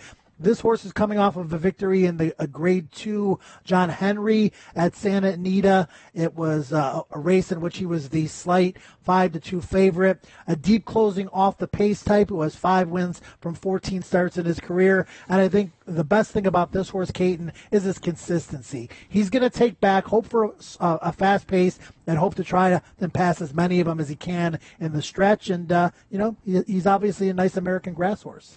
He's 2 for 2 this year in lifetime, 5 for 14, son of Smart Strike. Most recently won the John Henry at 1 1/4 miles, but showed some versatility, I thought, because he looked just as good at the 1 1/4 miles in Grade 2 company as he did winning an optional $100,000 claiming allowance race by a nose at 1 16 miles. It's not often you see horses that look as sharp at 1 16 miles, the shorter distance, as they do at the more classic distance. Yeah, he's never been outside of Southern California, sans one race at Monmouth in the United Nations, where he ran okay. We talk about the differences in the turf here at Churchill Downs and in Southern California, where their grass courses are almost more like putting greens versus the fall grass course that you're going to have here at Churchill Downs, which is a little bit longer. It's going to take a little bit more moisture, obviously, with the colder temperatures and the dampness in the air. And we really don't know how Liam the Charmer is going to handle a grass course like Churchill Downs, but we'll certainly find out on Saturday. Earlier today, we also saw another turf performer, Quarteto de Cordes, the Brazilian bred, who qualified through the Brazil Stakes on a heavy course. Winner in that one, second in his most recent start, 5 for 16 lifetime. And this is the first time I'm getting a look at this guy. A lot of times the horses that come from Brazil, Argentina, South America, have a very different look about them. Coarser horses, oftentimes bigger horses, kind of blockier versus more refined. But this guy looks pretty athletic. Yeah, it's interesting. And we saw Channel Maker earlier, and you referred to the fact that you thought that, he was training really well in the dirt. This horse doesn't seem as comfortable on the dirt, does look pretty good. As you mentioned, a complete wild card to me and probably several others, obviously, coming in from Brazil and trying to get a line on those races that this one is coming out of, but couldn't be in better hands than with a trainer, Ian Wilkes. And again, one of those horses that's going to be a price. It's going to be a complete wild card. Interesting to see how this horse trains as the week goes on. But I'm pretty impressed because he obviously hasn't had a lot of time to see Churchill Downs, and he does have a companion out there going in company. That's another thing that is you'll see trainers' preference. Sometimes they will gallop in company. Other times they feel the horses get a little too aggressive or competitive, so they have the horses trained by themselves. Going back to Liam the Charmer, he is now definitely a confirmed starter. Crystal Ocean is out. So just a little glimpse into some of the changes that we'll see as we get close to entry day. But with Crystal Ocean, one of the originals selected for the body of the field, out, Liam the Charmer definitely in. And we'll see him continue to train here. And, we're going to hear news like that, Kate, and some horses maybe won't make the trip. Some horses won't be able to, even after entry day, start in the individual races. We're going to have also eligibles as well. These horses are on the grounds. Some of them will opt for other races on Breeders' Cup Friday and Saturday. Some of the undercard stakes also supporting horses of this quality as well. So a lot of news that'll be coming in as we look at some of the Breeders' Cup horses on the track, and Baby Nina's up next. Baby Nina races for Luch Racing Stables. Anthony Corderola trains the daughter of Flatter, who was third in a stakes race at Thistledown on a sloppy racetrack. She broke her maiden in the Miss Ohio Stakes at Thistledown, going 5 furlongs. And she's been putting in some quick little bullet works, best of the morning workouts at very short distances. Yeah, she was in the spin away. She was completely overmatched that day by Sipacan Harbor. But I can tell you, she broke really slowly that day. She lost about 4 lengths at the start. She did enjoy a pocket trip, though, and just sort of dropped back. An Ohio bred that's obviously, I guess, the best way to put it is taking a shot in this particular race. Obviously, other horses in the Tito's Handmade Vodka Breeders' Cup Juvenile Fillies more accomplished. But Luch is another one that's not afraid to take a shot. To be sure, and has had some success doing it in some big spots along the way. So looking for another long shot victory. He notched one in the Breeders' Cup previously. Should be interesting to see the Juvenile fillies, one of those categories where I don't have any horse that stands out on my radar as far as handicapping-wise right now. So I'm going to look at how the horses are training along with how the field stacks up, post positions and such conditions to make my final decision. But as you're watching these horses train, Joe, how much emphasis do you place on how they look or how fast they work or what's happening in the morning as far as your handicapping is concerned? I have a pretty good idea of what I'm looking at, but I have a lot better idea of what I'm looking at in the actual races. So I go back and watch replays. I've got trip notes on all of these stake races, which is going to be the foundation of my handicapping. I'll look at what I see and I'll make my own assessment, but I'm going to listen more to what you have to say, what Brandon has to say, because you guys are more the experts on the workouts and the training. It'll play a big part, particularly if I'm looking at horses that I'm kind of on the fence about. If you've got positive comments, Brandon's got negative comments that might sway me one direction or another. Bellafine is going to probably be the favorite here, but there's a lot of depth to this field, Kate. And Serengeti Empress, Sipacan Harbor, Jaywalk, who was very impressive in her most recent start in New York. This is a really good addition to the Tito's Handmade Baca Juvenile fillies.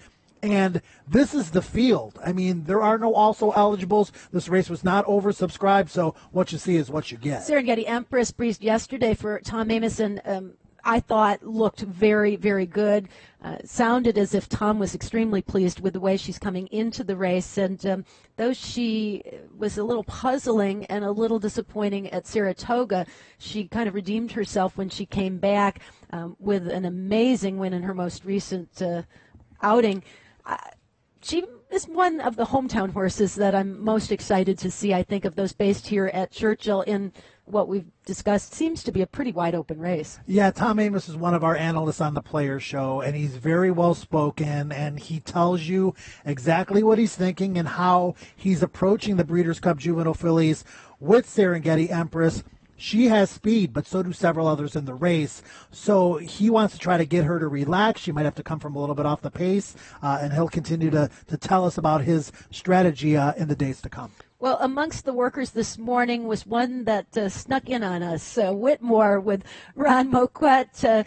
I think calling an audible as far as the workout schedule was concerned. Let's check in with Gabby.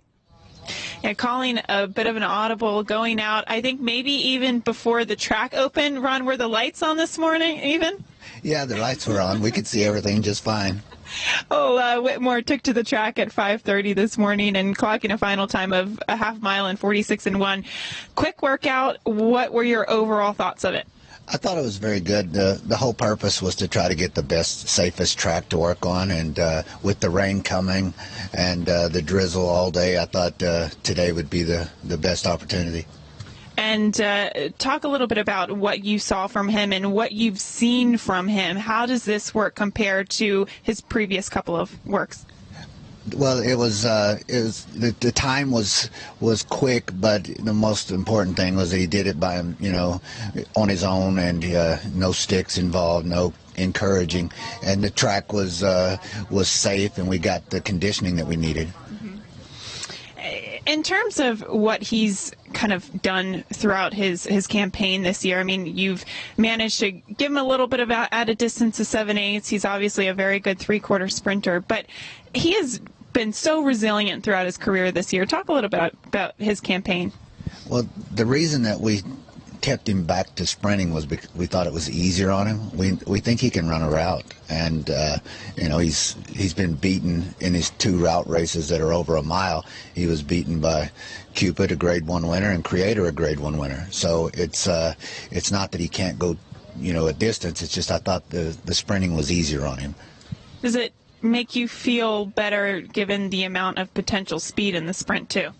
It really does. Of course, everybody's got to break well, and we've got to break well and get the right trip. But you would rather have a lot of talented, speedy horses up there trying to be on the front end or middle moves, and than us chasing lone speed.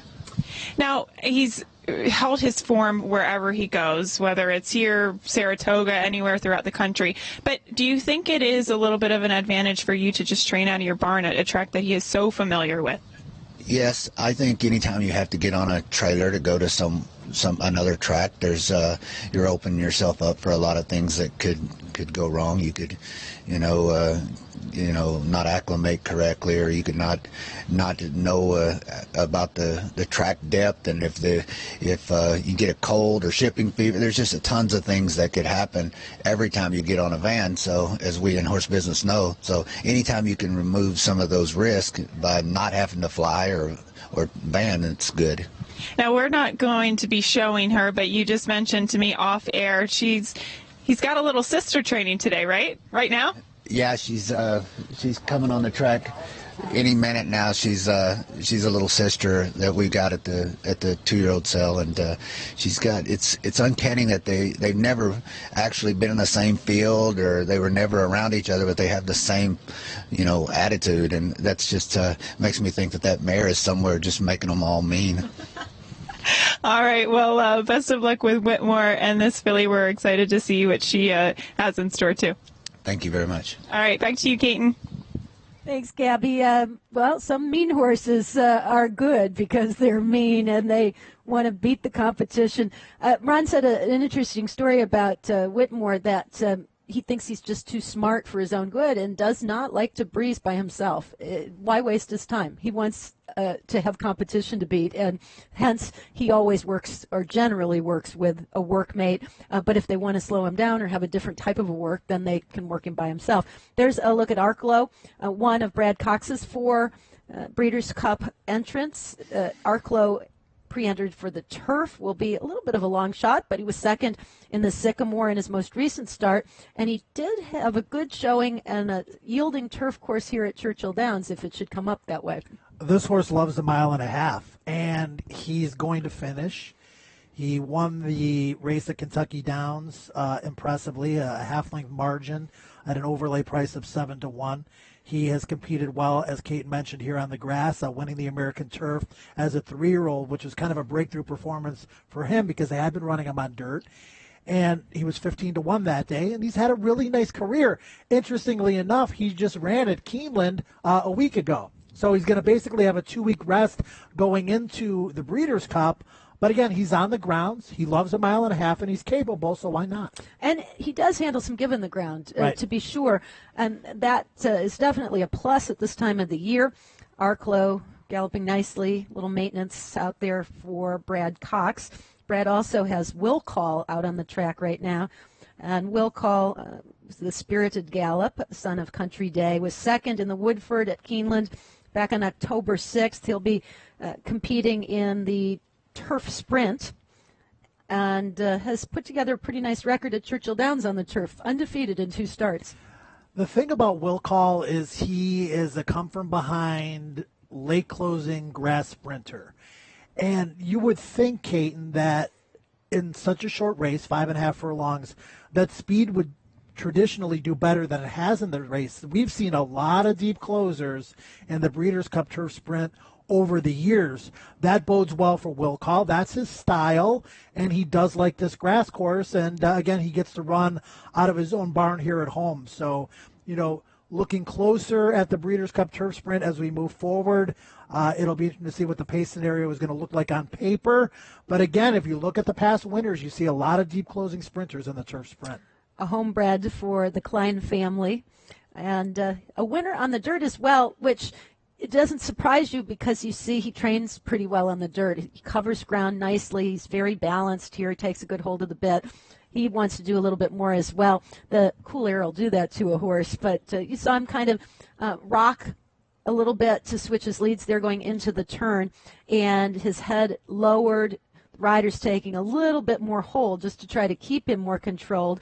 And as you see the head go down and the neck arch a little bit more, he's just balanced nicely using his hindquarters much as he's using his front quarters and moving very smoothly there. And that's what you like to see. You want to see the exercise rider not moving up and down, just moving with the horse as one.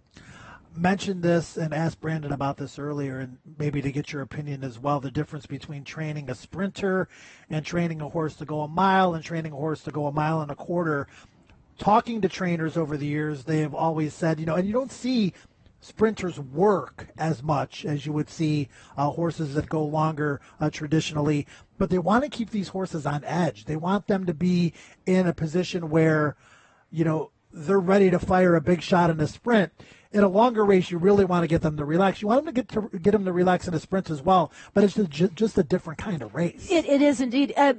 They're all out from start to finish in a sprint versus any other race where there has to be a period where the horse relaxes and settles and gets a breather. And that's why sometimes some horses in dirt mile races who are sprinters are actually better suited because they're able to catch their breath just a little bit more. It's not quite so intense at the beginning of the mile as it would be at the sprint. But even the dirt mile is an extended sprint. So in effect, the horses are running more all out from start to finish than they would be in a two-turn race. Right, a one-turn mile here at Churchill, which is an important distinction. But as far as the training goes, what's interesting is I think it just depends on the trainer, because I've seen trainers and worked around trainers who prepared their sprinters very differently from their route horses, and I've worked around trainers who really prepared their horses pretty similarly. The biggest thing is that you want to see the horse able to, though he needs to be sharp, they need to be relaxed in the starting gate, because a horse that's too keyed up might not get a very good break or start, and you can blow a race with a poor start, which you can usually compensate or recover from in a longer race.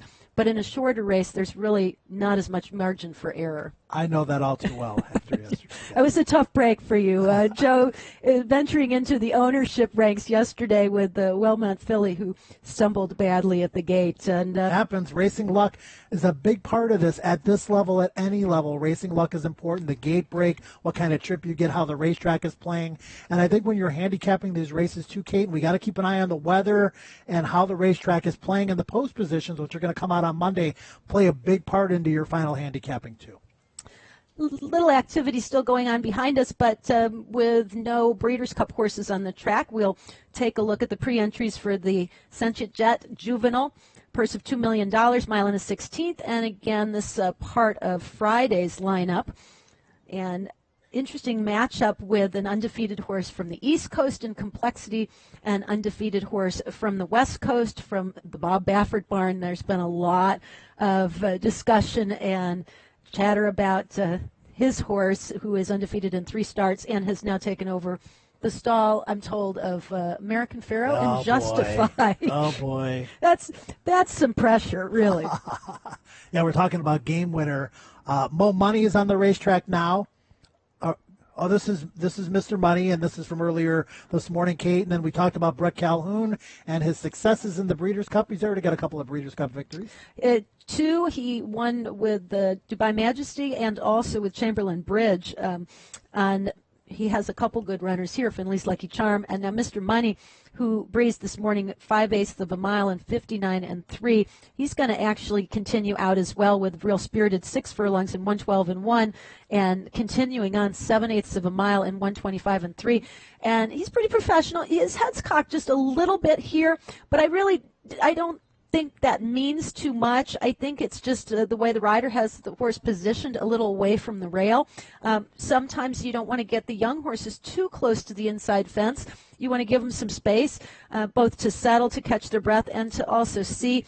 You also really want a young horse to be wherever you want them to be on the track versus insisting on drifting in. You don't want them to get in the habit of going too far to the inside or too far to the outside. So I think they just by design kept him a little bit off the rail. Nice loop in the reins with the gallop out, and that's nice to see, because any gallop out for the 7 furlongs is completely on the horse's own, doing what he wants to do. And you see he turned in 5 furlongs in 59 and 61 hundredths, and that's a very nice move, I think, for a young horse like this. This horse took 3 starts to break the maiden by Golden Sense. Golden Sense, the leading first crop sire. and it was the first try around 2 turns for Mr. Money on September the 28th.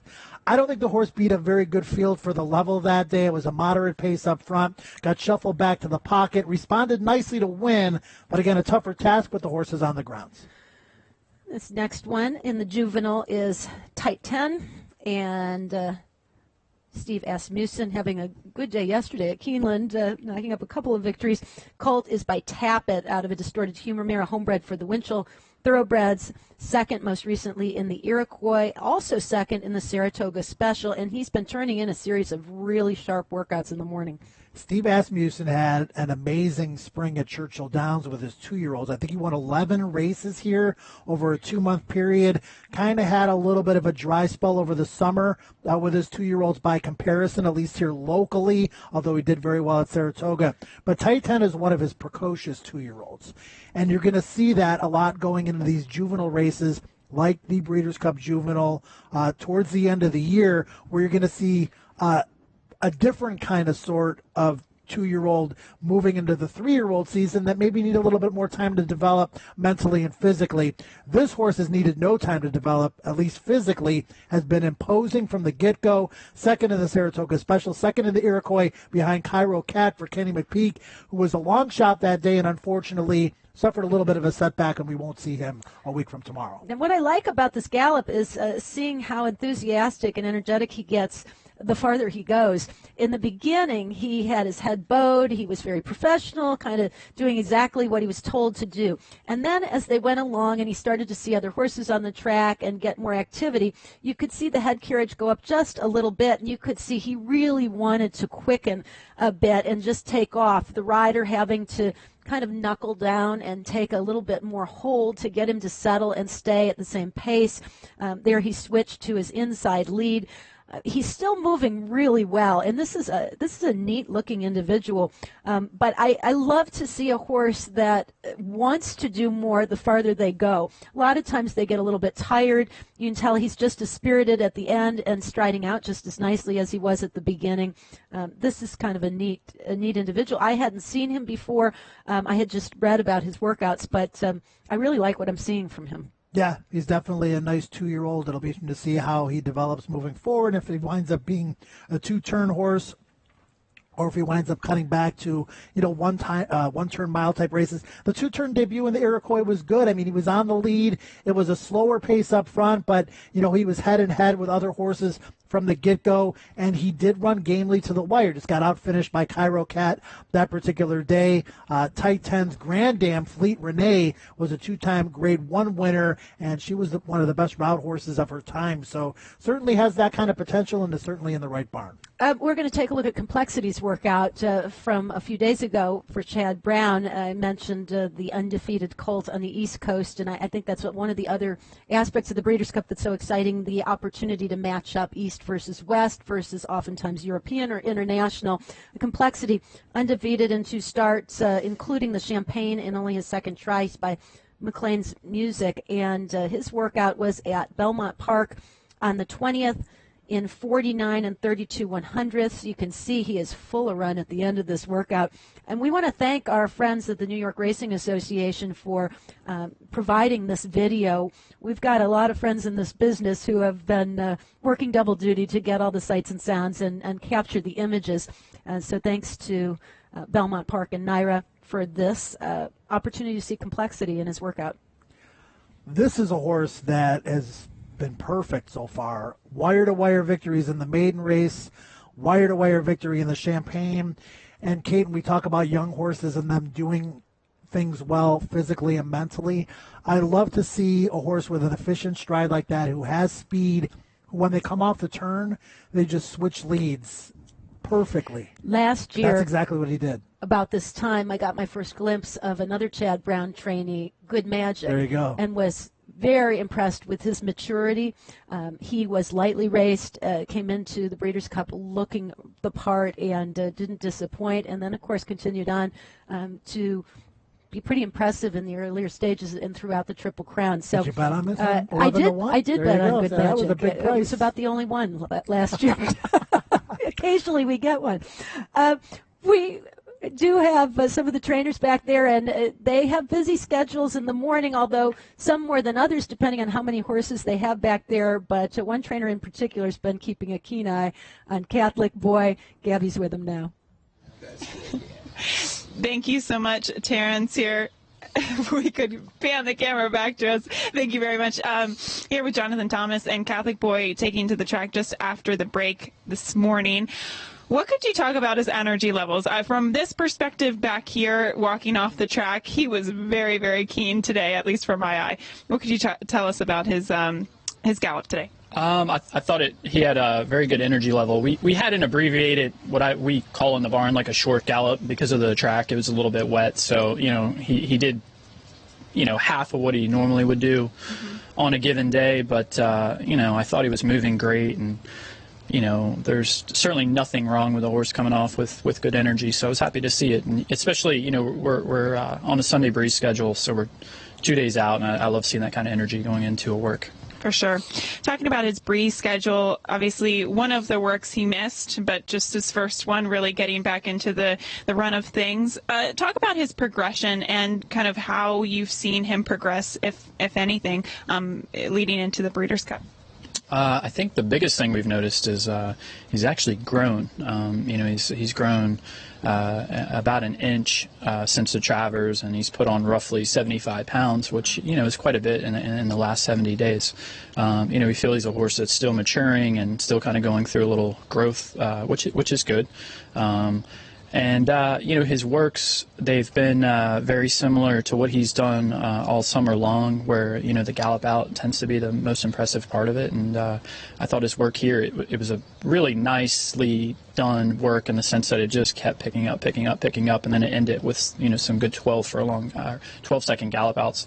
So it's more a continuation of what we've seen and some physical improvement.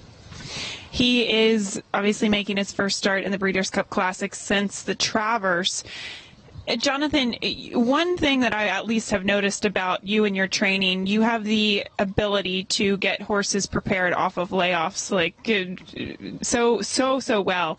What do you think goes into that in training a horse into a big race like this and not giving him recent prep races? I don't know. Honestly, it just seems to be kind of a recipe that we've developed. I'm a big person on giving horses a little time after their runs. I think it's really important. And, we kind of give them little mini breaks where they get 10 or 12 days off after they run and then start to kind of pick up the pieces again. So while I'm not adverse to running a horse back on short rest, it just seems that, for us, they run a little bit better with some time in between races. But I don't know. It's just something that kind of has developed. I hadn't really thought about it until, we've had a little more runners and kind of some evidence of it working. So I'm not sure.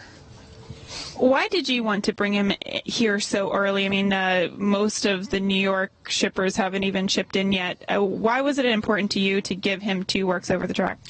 Mainly so he had an opportunity to get familiar with the surroundings and the track itself, and then for me it's really hard to make a good opinion off of one breeze. So I thought by breezing him here twice we could see how well he was handling things. And for better or worse, I mean, sometimes you'll get 2 works and you're like, you know what, he didn't breeze here as well as he did up in New York. But so far that's not been the case. We've got one more opportunity to learn. If he runs well here and we decided to run him here again, I don't know that we need to do the legwork. But going into the Breeders' Cup, you really don't want to leave a lot on the table guessing-wise. So. And in terms, he's kind of kept that Sunday work schedule with, there's a little bit of rain in the forecast. Do you maintain that work schedule the next couple of days? And if you do work on Sunday, what are you looking for him in his final work for the Breeders' Cup? Just a good, half with good energy, moving well. I'd like to see him want to gallop out. We're not going to let him do what he did last week because I don't think he's going to need anything quite that aggressive. So mainly moving well and good energy. And Javier's coming back down to breeze him. He's been such an enormous part of this horse's preparation. And, I'm looking for Javier to get off and be happy. And that'll help us kind of make some decisions. And, so we'll see what Javier has to say and how the horse looks. Javier's been racking up those frequent flyer miles for sure. I remember last weekend riding at Keeneland, riding at Belmont, coming in for the work. But you were saying how integral he is in the process of, getting this horse prepared for the Breeders' Cup Classic. How important is his feedback every time that he gets off of Catholic Boy? Well, it's huge. I mean, there's only a handful of guys that have been on a lot of really good horses in their career, and he'd be one of them. He's a Hall of Famer that is still riding. He's a rare kind of person in our sport. I mean, it's a rare sport where you actually get to see a Hall of Famer, ply their trade every day. So, he has very good opinion because of his history with good horses, and his ability to compare. And he's also a rare rider that has strong horsemanship skills where, he can kind of help deliver those works in the morning and leave something in the tank for race day. And not to mention, the more you're around these guys, they're not only the best because of their talent level, but also the work they put into it. I mean, I'm amazed about, his willingness to fly down, and, he's riding full cards in New York and Keeneland and back and forth, but, he loves it, and he's I can't thank him enough for what he's done for us. It takes a team to get into the starting gate of the Breeders' Cup Classic. We wish you the best of luck in the lead up. Thank you. All right, Kate, back to you. Thanks, Gabby. Always great to hear the insight from the conditioners themselves, and what a ride it's been for Jonathan as far as having a horse like this so special, having to go through some setbacks earlier in the season, but then to see how the horse has come on and where he's ended up right now. And he seems pretty even-keeled for the type of pressure that surrounds a trainer with a horse like that. Gabby asking great questions, and I love listening to Jonathan Thomas talk about rising stars. We mentioned Brad Cox earlier. That guy's a rising star, and Catholic Boy has put him on the map. That map's just going to continue to get bigger. Well, speaking of stars, we have a star in the horse racing industry, also a star NHL player, but more importantly, a really good handicapper and passionate race player. Eddie Olczyk is giving fans an opportunity to win $1 million. You can go to breederscup.com/Eddie O to enter now. Enter for a chance to win $1 million if Eddie O wins this year's Breeders' Cup betting challenge. And don't bet against him. He is sharp. A lucky fan will win $1 million. Again, just enter at breederscup.com/Eddie for a chance to win with Etso.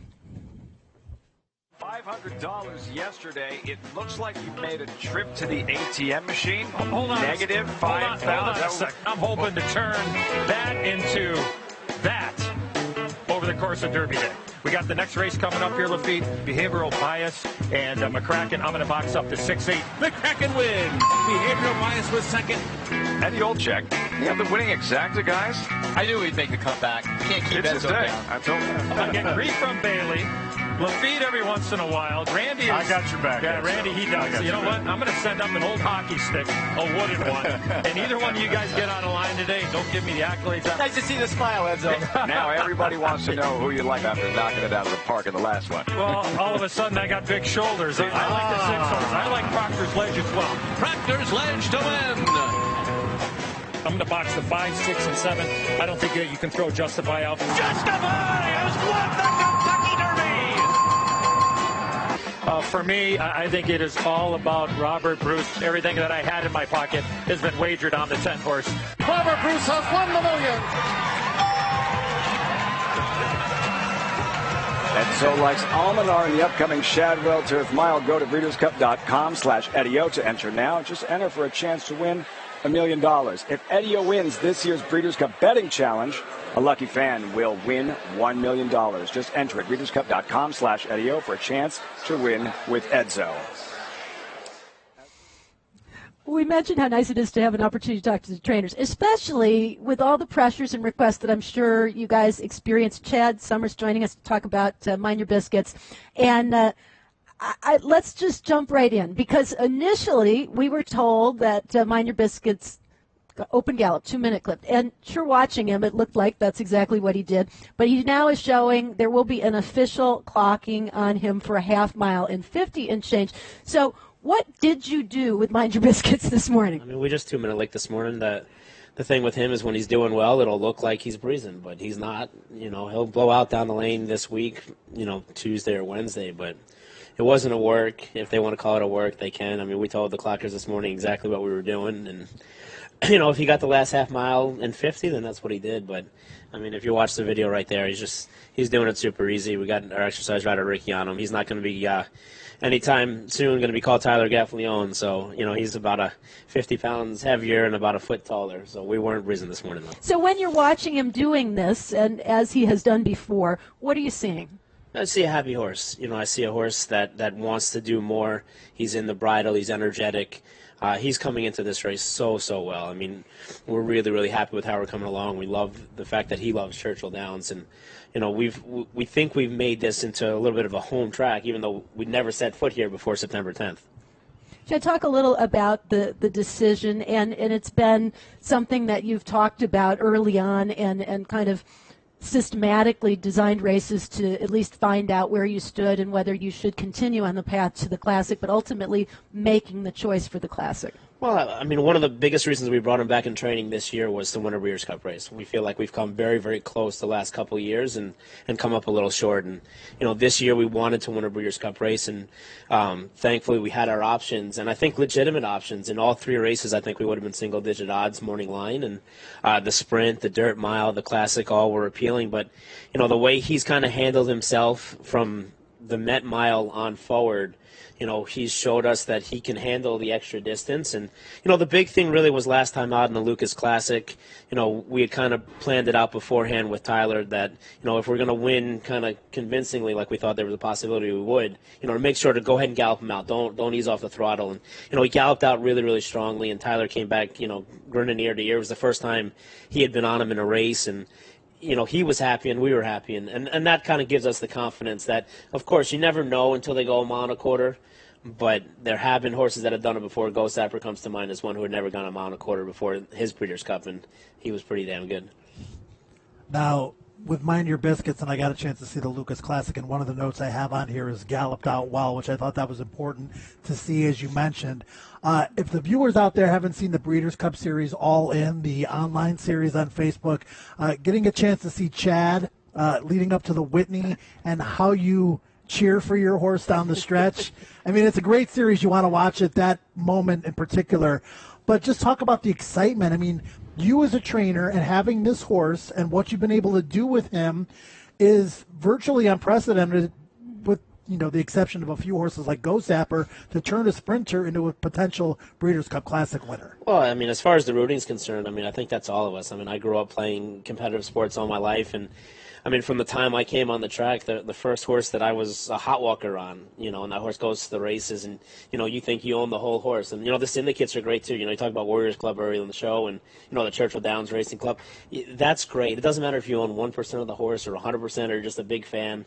You know, that excitement, if you don't get that excited for a race, then, you know, that'll be the day that I hang it up, because that's what this game is all about. And, you know, they're like your kids out there, and you put everything into them. I mean, we're here 7 days a week, 365 days a year. We're at the barn at 4:30 in the morning.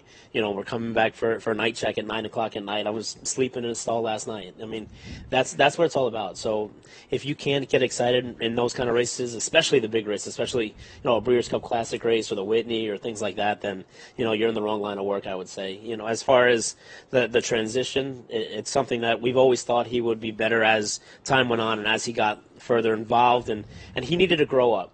You know, I remember talking to you, Ken, earlier this year, and, you know, that was kind of the big thing, was he's finally matured for himself. He used to just want to be a big baby. He'd love to play. It was like a teenage kid that had just gotten his driver's license. You know, he wanted to run around and fool around, but, you know, it was always business on the track, and now he's business 75% of the time at least. I wanted to talk to you about that, because he is a horse that, I mean, you needed the maturity. You needed to get him to at least 75%, if not 100%. But you also have had to kind of work around. He's a very sensitive horse and a very smart horse, but who reacts to the circumstances around him quite a bit.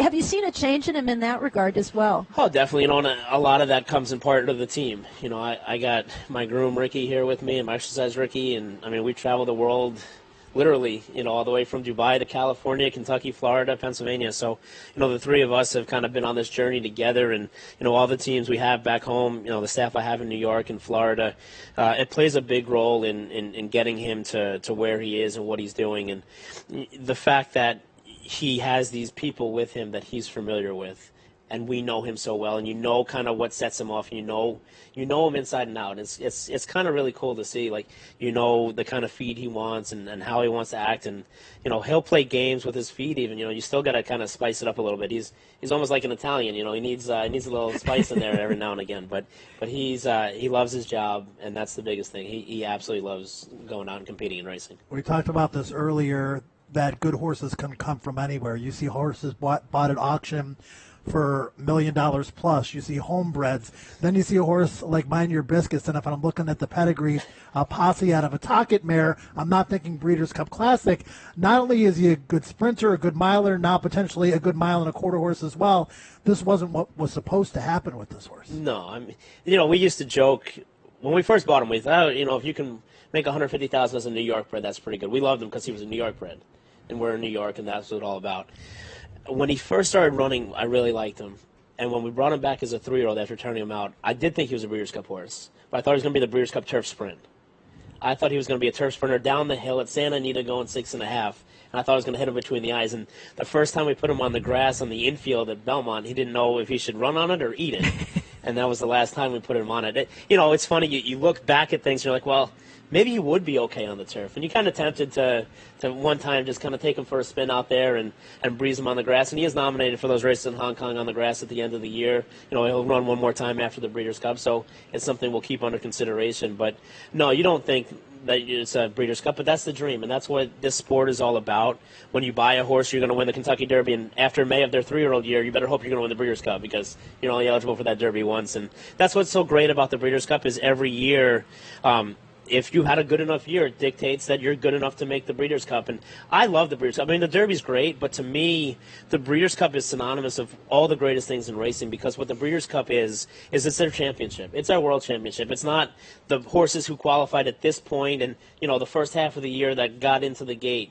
This is a race where you've earned your spot over the course of the year. It's not a one-hit wonder. They have the winner-in races, but the horses that win the winner-in races, they're pretty good. And the other horses that get in, they're getting in off points, and they're getting in off, the committee. And the committee is sitting there and looking, and they're not basing it on where you finished in the race last year or where you finished 4 years ago. They're basing it on what you've done in 2018. Each test tougher than the next. Chad, before we let you go, the next work you mentioned, you'll blow them out one time down the lane.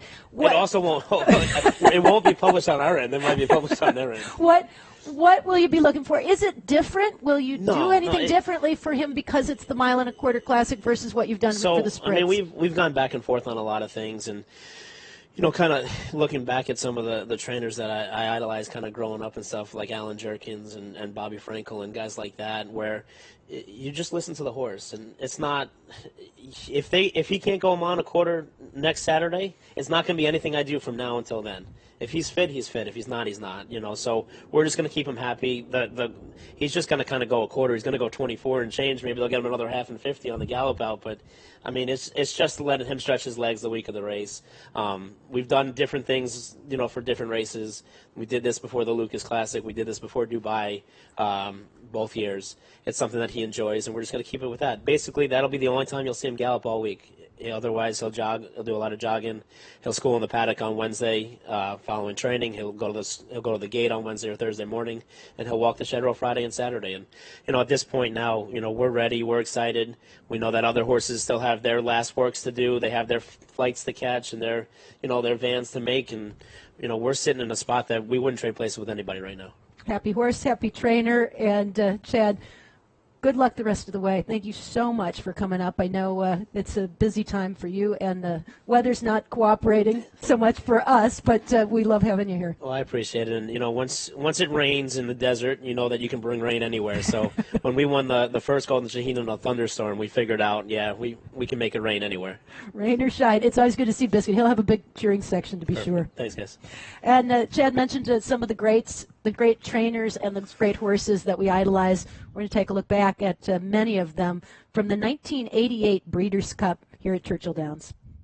The $3 million Breeders' Cup Classic, and they're off. Slew, City Slew breaks alertly, and 49er is moving right with him. Moquett is out for the early lead now, and Cutlass Reality on the outside. Ali Shiva's come out fifth. And as they pass beneath the twin spires for the first time, it's the gray New Englander Moquett with a short lead. Slew, City Slew is running right with them early. They're moving at a lively pace now. They've opened up 5 lengths on Cutlass Reality third. Ali Shiva is off the rail racing fourth. Then farther back, 49er has been taken back in fifth position. And the two Phipps color bearers are running together, seeking a golden personal flag. Then a gap of 4 lengths back to Crypto Clarence, who's allowed to settle in an early gallop. And Lively One trails the classic field as they make their way into the backstretch. Moquett pressed all the way by Slew, City Slew. Those two continue as a speed duel continues on down the backstretch. Cutlass Reality is 5 lengths off them in third. It's another 4 to Ali Shiva now, who's 8 lengths off the lead. And just to his inside, 49er now. Julie Crone asking him for run a half-mile out. And now the field moving for the far turn. It is Moquett now beginning to shake loose from Slew, City Slew. Cutlass Reality is moving in closer third. Ali Shiva begins to roll now. He's making his move as they round the far turn. And then Personal Flag and Seeking the Gold are both moving together now as they come to the top of the stretch. Crypto Clarence is kicking in now, and he's moving into contention. He's just 5 lengths off the lead.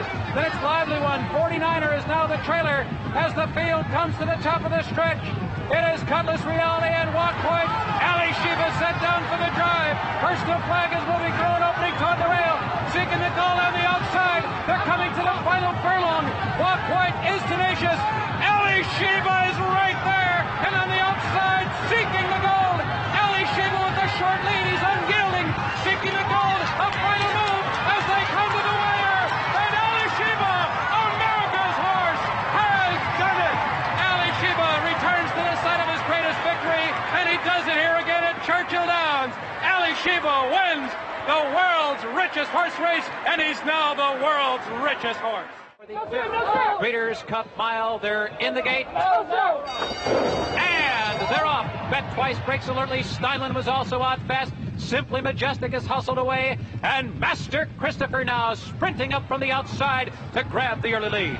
It's Master Christopher now who goes on with it. Simply Majestic is gathered back in second. Muhammad Abdu is away well in third position. Steinland is fourth toward the inside. Piccolo Polo on the outside, now running in fifth place, and Ray Vanilla now sixth toward the rail, and she's hustled up. Blushing John is now racing in seventh.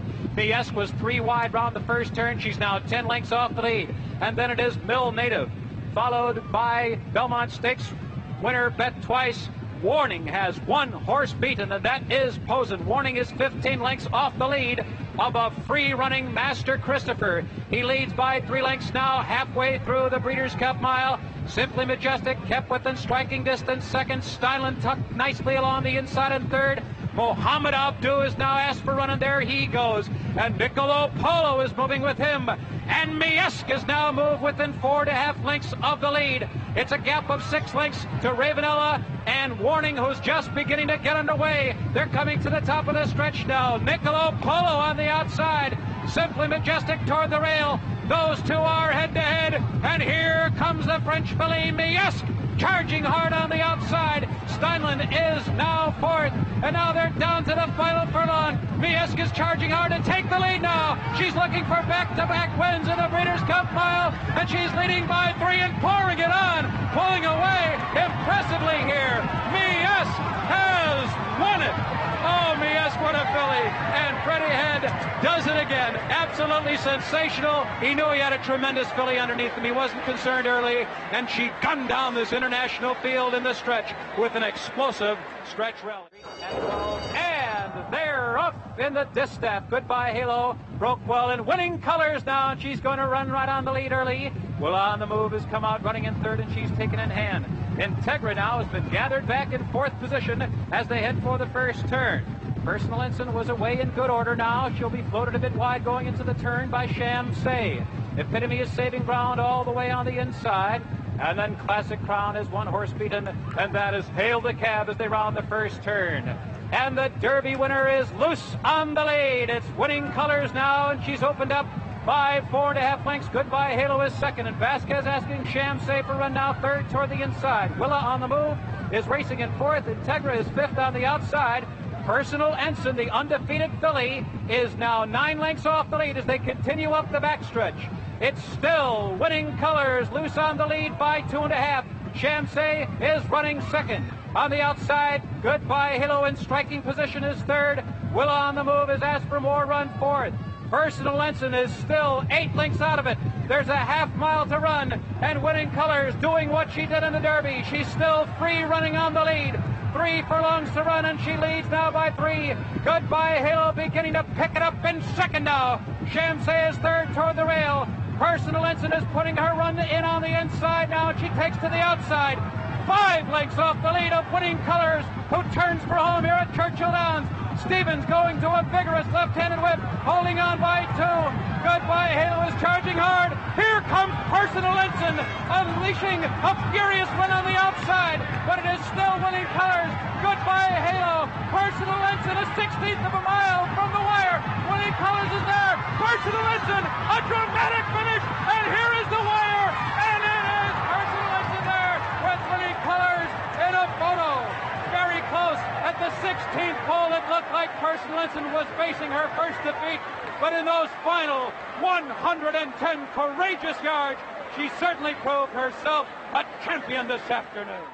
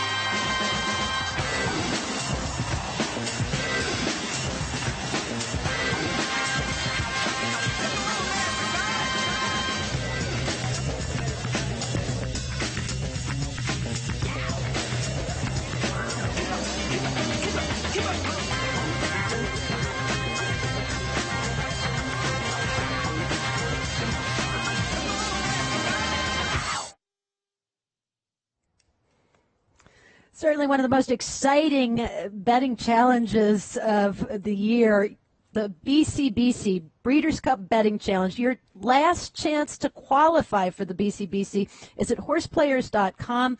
If you head to horseplayers.com, you'll get a full schedule of final qualifiers. And remember, this year you can play the BCBC live at Churchill Downs, at Gulfstream Park, Monmouth, and Santa Anita, plus twinspires.com. Head on over to horseplayers.com, again, for that full schedule of finals qualifiers. And I think next to the trainers and the connections of the horses competing in the Breeders' Cup races, the excitement that surrounds the participants in the BCBC is second to none. The tournament world has certainly blown up the last several years, and the BCBC a big part of that, and the expansion of it, because I remember when the BCBC first started, you had to be at the venue. Now you can be at different parts of the country, makes it a little bit more convenient. You can play it online at twinspires.com. Great contest, and you've got to have some guts, because it's a live money contest. You're not just competing with a $2 win in place and hope for the best. You've got to put your money where your mouth is. A lot on the line, to say the least. Excitement in all corners of the facility come Friday and Saturday of Breeders' Cup. You see the horses waiting their turn to come onto the racetrack. We may see a few more Breeders' Cup horses before the morning is over, but while we wait, let's take a look at the pre-entries for the Breeders' Cup Mile. This to be run at a mile on the turf on Saturday, purse of $2 million, and 21 horses pre-entered. So there will be some hoping for some changes by Monday so that they can work their way into the field. But one of the previous winners on Breeders' Cup Day, Oscar Performance, five horses who previously won Breeders' Cup championship races will be competing or have been pre-entered. At any rate, Oscar Performance won as a 2-year-old, but has certainly been consistent as an older horse as well. And this is a look at him working on the outside. He's the bay colt by Kitten's Joy, outside of a workmate, and true to his style running, Joe, which is to go to the front. He's always very keen. He's into it from the get-go. We thank Keeneland, of course, for this video as well. All of our friends from across the country, racetracks, providing us with this workout footage. And Oscar Performance, what a cool horse. Again, this is a horse that has won at 1.25 miles. He's competed well upwards of 1.5 miles. He ran in the Arlington Million, Kate, and it was scary for the connections because he was actually pulled up in the stretch. Jose Ortiz saying it was precautionary. He took a couple bad steps. No sign of injury post-race, and then he comes back, and that's a good example of a jockey taking care of a horse in the Woodbine Mile and gets right back on the winning track. He won in the Woodbine Mile and then on track now, looks right on track as well. Straight, strong, true, continuing nicely to the finish. You can see the exercise rider not even having to urge him at all, despite that fast start to the workout. He continues on. Looks like he caught his breath and is just finishing very nicely, and even able to let the reins out just a notch as Oscar Performance continues on through the workout. 5 furlongs, 5/8 of a mile in 1 minute, 1 second, and 41 hundredths, 2/5 of a second, 1:01 and 2. For Oscar Performance, that happened just recently at Keeneland, and hope yesterday we'll get a look at him here on the track, but I doubt that we'll see him breeze here. And that's the other intangible. It's up to the individual trainers to decide where to put in their final preparations. Oftentimes you'll see trainers on the West Coast in particular get all the serious work and preparations done before they actually ship in, and the rest is just acclimation, getting used to it. We have another work from Keeneland on October 25th, next Shares, winner of his last 2. Took to the track, again, thanks to Keeneland for this video. This is a 5 furlong workout. A little bit slower, a little bit different style of work for next Shares, but he has a different style of running as well. Yeah, and he's working on the grass, and we saw Oscar Performance working company on the main track. It's nice to see him be able to stretch his legs on the turf course next year's with a tremendous performance in the Shadwell Turf Mile. He was covered up on the rail, absolutely loaded on the turn, came through off the turn, finished like a house of fire, and galloped out well, like you mentioned, Kate, in the second consecutive victory after winning the Old Friend Stakes at Kentucky Downs. Competing well in the Grade 1 races in Southern California, not quite getting there in the vast majority of them, but this is a horse that is coming into this race better than he's ever been for Richard Baltus, and I think he might be sneaky good a week from tomorrow. Big, lanky horse, covers an awful lot of ground with that stride. You see ears zeroed in on whatever's in front of him. And he is working well away from the inside around the dogs, as we will see a lot of horses, I imagine, here at Churchill doing the same thing. He takes it in stride, finishing nicely. Again, 1:04 and a tick, 1/5 of a second, for next Shares in his mile workout over at Keeneland on October 21st. And the next pair of workers we're going to see worked in company, Analyze It and Almanar on October 21st. This was a pair for Chad Brown, and Analyze It on the inside, Almanar on the outside. At Belmont Park, again, thanks to Naira for the video. They'll work a 1/2 mile and 49. As I mentioned, a lot of Chad Brown's horses will work in pairs or in company, and the communication with rider paramount to Chad to be able to accomplish what he wants to. Looks like Analyze It working nicely in hand, and toward the end of the work, Almanar drawing up beside. They work together, just stay there and finish out pretty much the way they travel through the stretch. And that's real typical of a lot of Chad's horses. They build to a crescendo and then they kind of maintain it. You don't see a lot of lightning fast works, particularly not for his turf horses, but just in general, just solid works. Almanar, a 6-year-old, Analyze It, a 3-year-old. I think the best is yet to come for Analyze It, who's had a really good year, just the one win. Almanar disappointing in the Shadwell Turf Mile, but just missed in the Arlington Million. Not sure if he's a miler, 1.25 horse. You heard Dwayne Lucas say before, there's no 7 furlong dirt race. Well, there's no 1 1/8 turf race on Breeders' Cup Day either. That's probably Almanar's best distance. Both of these horses potentially looking at the Breeders' Cup Mile, and 2 different styles. Analyze It with a pace pressing style. Almanar more of a deep closer going the 1 mile distance. But Chad Brown, with so many horses pre-entered in so many races, we've thought of him over the years in advance of the last couple of seasons as a grass trainer, and he's the master on the turf, but he's also proven himself to be more than capable with dirt horses. You mentioned Good Magic earlier. Chad Brown has 12 horses pre-entered for the Breeders' Cup Championship days. 5 entrants alone in the filly and Mare Turf. Yeah, right. Maybe the five of the favorites. A lot could change before we get there. We'll see how the fields shape up again on Monday. In the meantime, let's take a step back again and remind you of some workers from this morning. We did have opportunity to catch up with some of the connections following some of those workouts. Seeking the Soul breezing earlier this morning for Dallas Stewart, and here's what Dallas Stewart had to say. Yeah, he had a great half. He worked this morning. Pedro Velez, been with me 15 years. He's been working him, and we think we're ready to go. Undecided in what race right now, but we're happy with the horse. That's the main thing. He's been around that oval a lot, and he runs hard here. Our decision is to run the Classic, but it looks like we need one defection. So we'll just see what happens. If not, we'll be ready to go in the dirt mile.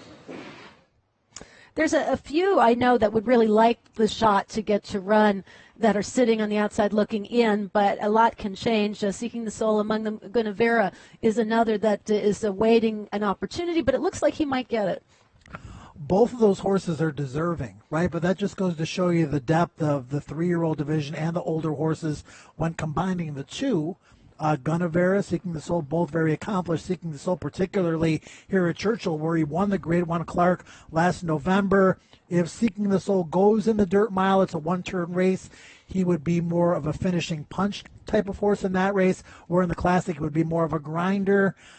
The Classic's got a bigger purse. Obviously, that's the way the connections want to go, but in the dirt mile, I think he's got a better chance to maybe make an impact on that race. We'll see what happens. We can hear behind us horses continuing to train. Great sound. Not any Breeders' Cup horses, but I will say as the rain has subsided just a little bit, there's a lot of moisture in the track. I think they might have sealed it. That's based on the sounds I'm hearing because they're very different sounds. You can definitely hear the hooves a bit more over that smoother surface that has likely been sealed in anticipation of perhaps some more rain before the day is over. But it's a tight track. And a lot of horses really enjoy that type of a surface to train over, too. We're also hearing a little bit of hollering from the riders, as I'm sure the horses are splashing and also hearing between the rain and the cold, while the humans may complain, the horses usually enjoy it an awful lot more. Let's see how Gabby's faring, though. Yeah, Kaiten, the horses definitely like to hear their feet rattle underneath of them. Maybe the riders not so much, but they definitely sealed and floated the surface here during the break. So a little bit of a change here in terms of the main track. But the weather is fine. It looks like the rain has subsided a little bit, so that is at least good news. Now, I do have some news in terms of the turf workouts. Turf workouts are scheduled to begin between 9:45, 9:50. Once the main track closes, but a couple of actually workers that we're going to see on the turf, one of them being Moquett for trainer Todd Pletcher. She's appointed for the Juvenile fillies turf, so she's scheduled to work on the turf. We also have 40 under for Jeremiah Engelhart, which we heard of earlier today. He was kind of deciding between either working on the main track at 9 or working on the turf today, so with some of the rain subsiding, he's opting for the latter decision. And then interestingly enough, now I cannot confirm if he's actually here yet, but the plan is for trainer Wesley Ward to be shipping in 2 from Keeneland. So Keeneland in Lexington, Kentucky, just about an hour away, they got 2 inches of rain overnight, so not able to do any turf workouts up there. So Wesley Ward is planning on shipping in Shang, and Chelsea Cloisters, both of these fillies headed for the Juvenile Turf Sprint. So we'll see. I'll keep an eye out on the track to see if these horses do ship in, but that is the plan right now. So, Kaiten, we could potentially see 4 horses work on the turf today. You know, it's so interesting thinking of what Chad was talking about as far as the details and sleeping in the stall with the horses and the decisions that get made over the course of the last week or really throughout the horses' training campaign leading up to any big races. And decisions like what Wesley Ward is making with the weather, calling an audible and hoping to get those works on the turf regardless of what location they're in, loads up the horses on a van and sends them over. It's amazing how adaptable and resilient the horses are, given that they are creatures of habit, that you can do that, and usually you do it and it works out fine. Right. Opportunity. And we saw horses working on the grass at Keeneland in that video earlier. Obviously, they got more rain than we got here in Louisville. Well, 2 inches is no joke. When I got up this morning to get ready, it hadn't started raining in Louisville, and it was already showing on my app a lot of rain falling. So I think it started a little earlier there. We'll see if it lets up a little bit sooner with racing there later this afternoon. But that may change some of the trainers' plans looking ahead to the week, those also stabled at Keeneland. And also, Joe, I'm reading that in anticipation of bad weather on the East Coast, particularly New York, where a number of our Breeders' Cup horses are stabled. Several trainers have moved up their works, too. I believe Code of Honor worked this morning. Hopefully we'll have that video and be able to show it to you in the coming days. But, again, very fluid situation so far as the training schedules are concerned as to what the horses do and when. The most important thing is being able to just get them done at some point and done the way you need them to be done to get to the next spot. A good comparison would be a trainer kind of like being a quarterback, where you go up to the line of scrimmage with a plan and then you have to call an audible. And that's what makes a successful quarterback, and that's what makes a successful trainer, is being able to call audibles on the fly and still try to maintain as well as you can. Dale Roman's one of those trainers who's had a lot of success in the Breeders' Cup. He's got 7 trumpets here for the Dirt Mile. He's got promises fulfilled for the Sprint. And 7 trumpets on the racetrack right now, Kate. And then again, Gabby mentioned the fact that they floated the racetrack has taken a lot of moisture. You know, at some point, you get to the point where there's a little bit of standing water on the racetrack, even when it's been harrowed through, and you got to call an audible. The track crew had to and float the racetrack. But 7 trumpets is out there doing his thing. 7 trumpets was third in the Gallant Bob behind Firenze Fire. He was second to his stablemate Promises Fulfilled in the Jerkins, a grade 1 at Saratoga, going 7 furlongs. And interesting hand that Dale Romans is holding with Promises Fulfilled as well as 7 trumpets, both very talented 3-year-old sprint types, and a question of which distance suits which horse the best. He said he was leaning toward sprint for Promises Fulfilled, who couldn't be training any better. I have to say, 7 trumpets took a big step forward in my eyes with his last start, and physically looks as if he's a horse that is coming around. He seems to me to have put on just a little bit of weight since earlier in the season. He seems to have a great level of enthusiasm and energy out on the track. He carries his head a little bit lower than some of the horses that we've watched in terms of their training. Could be his style or perhaps his conformation contributing to that. But the most important thing is that the horse is moving over the ground comfortably, and where their head is positioned is really in relationship to what works for them individually. He seems to be a happy horse, though, right now, and you can see a close-up there of his feet hitting the ground. The track's sealed up tight, but it is a little splish-splashy as they go by, but there's a good base underneath it. And I know viewers at home can't hear it, but we can hear. They are making a pretty good sound. So it's a pretty solid surface that they're racing over. Yeah, this racetrack is great, and Gabby alluded to it earlier, how much moisture it can take and how quickly it dries out as well, and that'll be something to watch as we move forward towards next Friday and Saturday, the weather conditions, the track conditions, and what sort of track we're looking at. Are we looking at a bone dry fast track? Are we looking at a sloppy track? Are we looking at a drying out track? Will certainly play into the potential results as well. And as far as 7 trumpets goes, he's really legitimized himself in his last 3 starts. That distant second behind Firenze Fire in the Dwyer, then the Jerkins, where he ran a good second, as you mentioned, Kate, to his stablemate Promises Fulfilled, and then third in the Gallant Bob. And I've got trip notes on all of those races, and in all of those it says one place battle, gamely for place, big effort. One of the things about this horse, Seven Trumpets, is he tries really hard. And when you're looking for horses to fill in those spots in the tries and the supers at a big price, a hard-trying horse is certainly one that you would like to have on those tickets. We'll turn back to the filly and mare sprint for a moment. 7 furlongs. You're at Churchill on Saturday with the $1 million prize and the list of pre-entries, including Finley's Lucky Charm. We talked to Brandon about this workout, but we're going to take another look at it. Finley's Lucky Charm was 7th in her most recent start, the Ballerina, but that was back in August, and she got a little breather by design. Brett Calhoun saying instead of running at Keeneland, which he had done the previous year, he really felt that he wanted to bring a fresh horse into the big race. And she's been sharp all along in her training and continues that way with this workout at Churchill. Yeah, Brett knew that the Breeders' Cup was here this year, and he really knows that this horse loves this racetrack. 6 out of 7 here, so, you're campaigning maybe a little bit differently. Brandon talked about it earlier, maybe not squeezing the lemon as dry as they did going into the Breeders' Cup last year, giving this horse a couple of significant breaks throughout the course of her season. Did not run well in the Ballerina. Caton was alert up front, gave way, but was not persevered with late by Brian Hernandez, who said, you know what, this isn't her day. It's another example of the rider taking care of the horse. Let's regroup. Let's get back to our home base at Churchill Downs, and let's start all over. That's Brian Hernandez aboard for the work.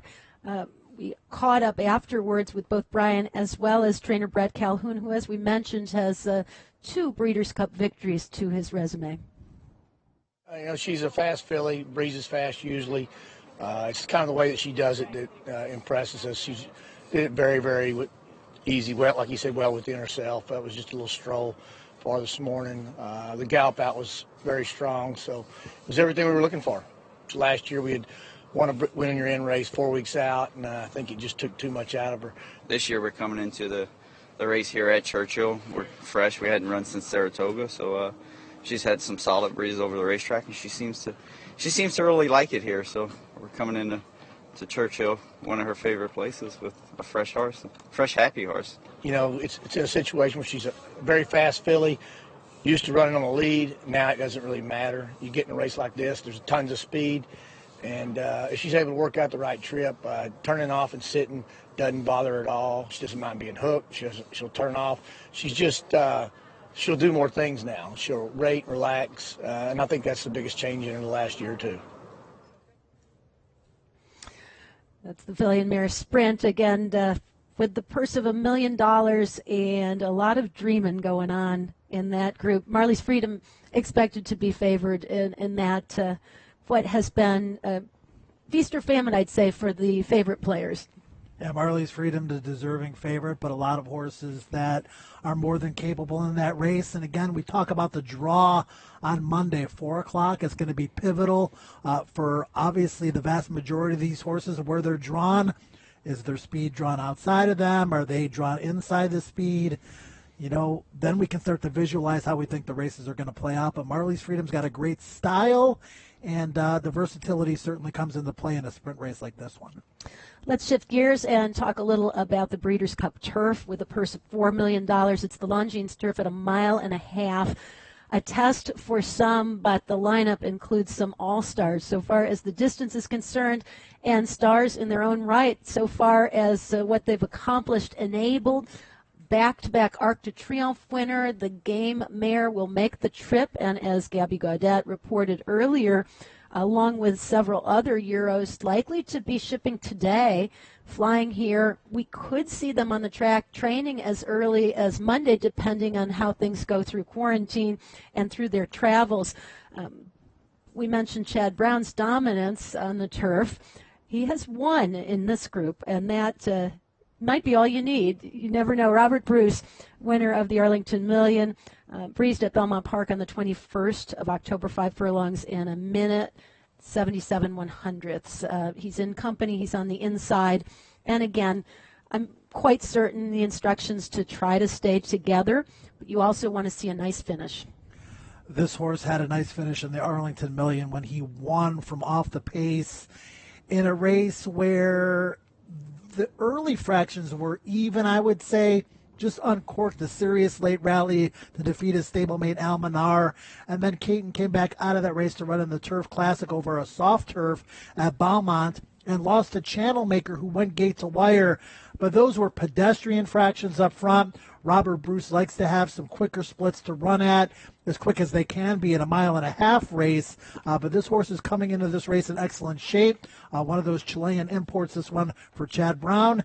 And Robert Bruce will make an impact in the stretch run. Let's take a look back at the filly and Mare Turf here. And again, you see lots of parentheses with IREGB, lots of foreign influences in this race. Yeah, and could we say that what Chad Brown has epitomizes the phrase embarrassment of riches, with 5 fillies pre-entered. Some of them may not end up in this spot. You see Magical, his first preference was the turf. Chad commenting on a few of his as well, that they were still betwixt and between on some.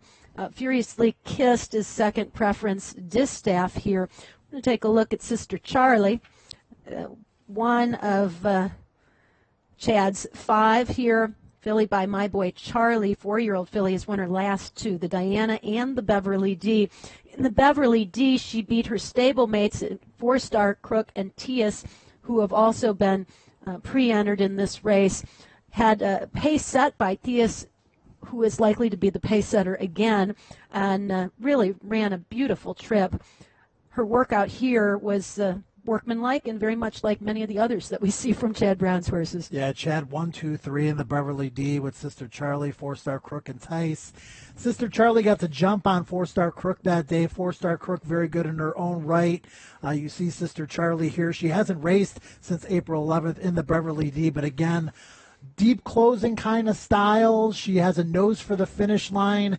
And we see a lot of horses that began their careers overseas being imported here to the United States, a lot of them winding up in Chad's barn, and he certainly gets the most out of them. I believe we also switch to the younger ladies on the turf, the Juvenile fillies turf. And again, this race will take place on Friday. And $1 million on the line, 1 mile for the Juvenile fillies turf. We're going to take a closer look at Princess Carolina in this one. Joe, this one admittedly is where I have to do a lot more research, because most of these horses are light on experience, and particularly the horses coming in from overseas are ones that we don't have opportunity to see all the time. It's interesting, though, that across the board with the Euro 2-year-olds, we're seeing more and more of them coming over for all the categories of races that are now offered on that day. So it makes it fun, but it makes for some serious studying to try to get acquainted with the runners. Right. Going to have a little bit of time to do that today and tomorrow as we move forward. Interesting, the 2 potential Breeders' Cup horses working in company here. Restless Rider for the Tito's Handmade Vodka Juvenile fillies on the outside of Princess Carolina.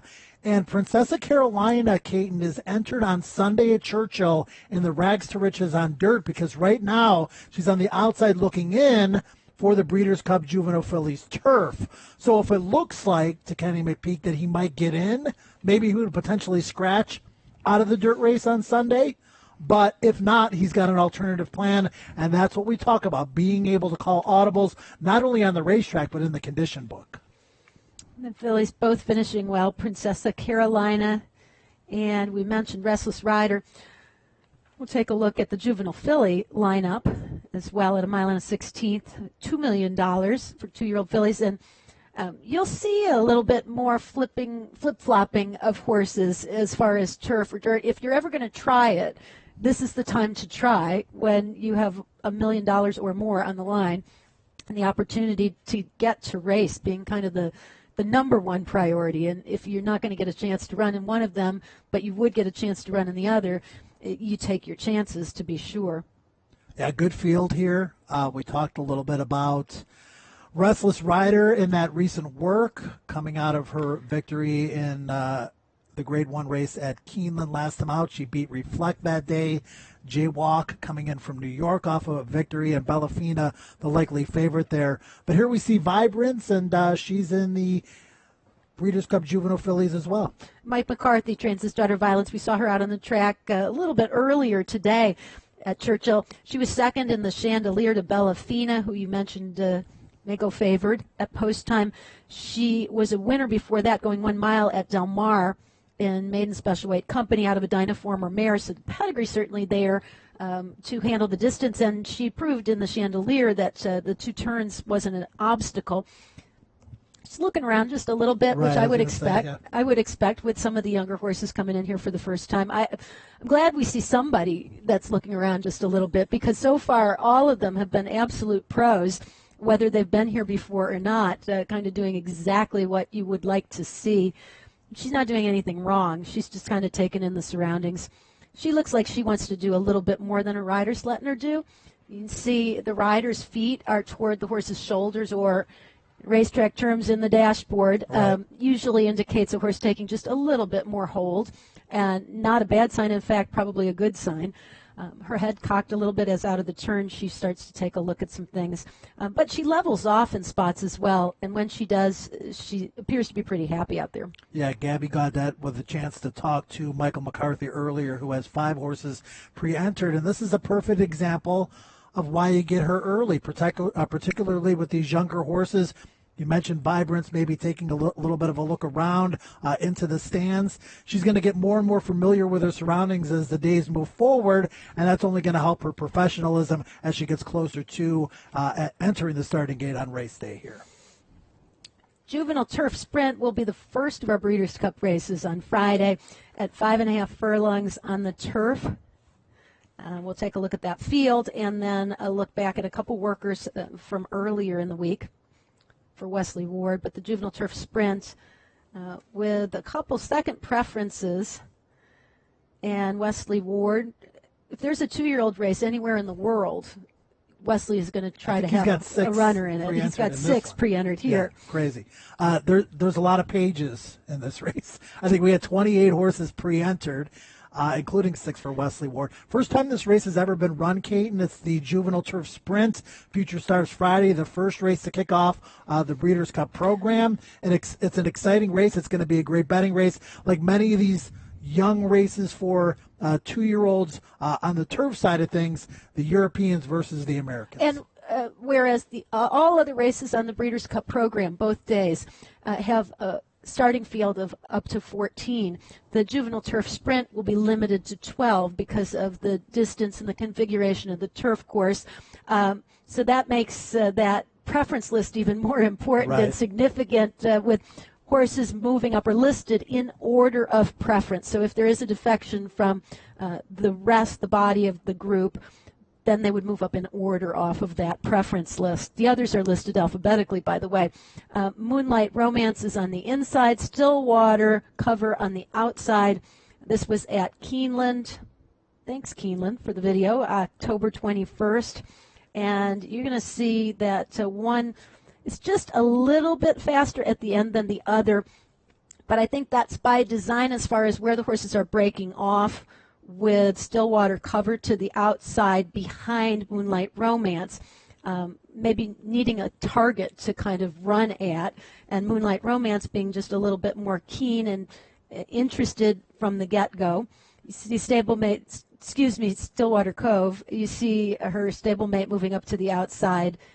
Now, she's going to eyeball her on the turn, and I think at any point could have kind of eased on by her stablemate, but again, you want to keep both horses engaged all the way to the finish. So at this point, Stillwater Cove's rider takes a hold of her and kind of just keeps her right there with her companion, and that makes Moonlight Romance kind of get back into the bridle and come on again. Both horses working nicely out. You can see the clockers giving almost the same time. Yeah, excellent analysis there. You're looking at 2 horses that matched up pretty well, although, like you said, it looked like Stillwater Cove could go by.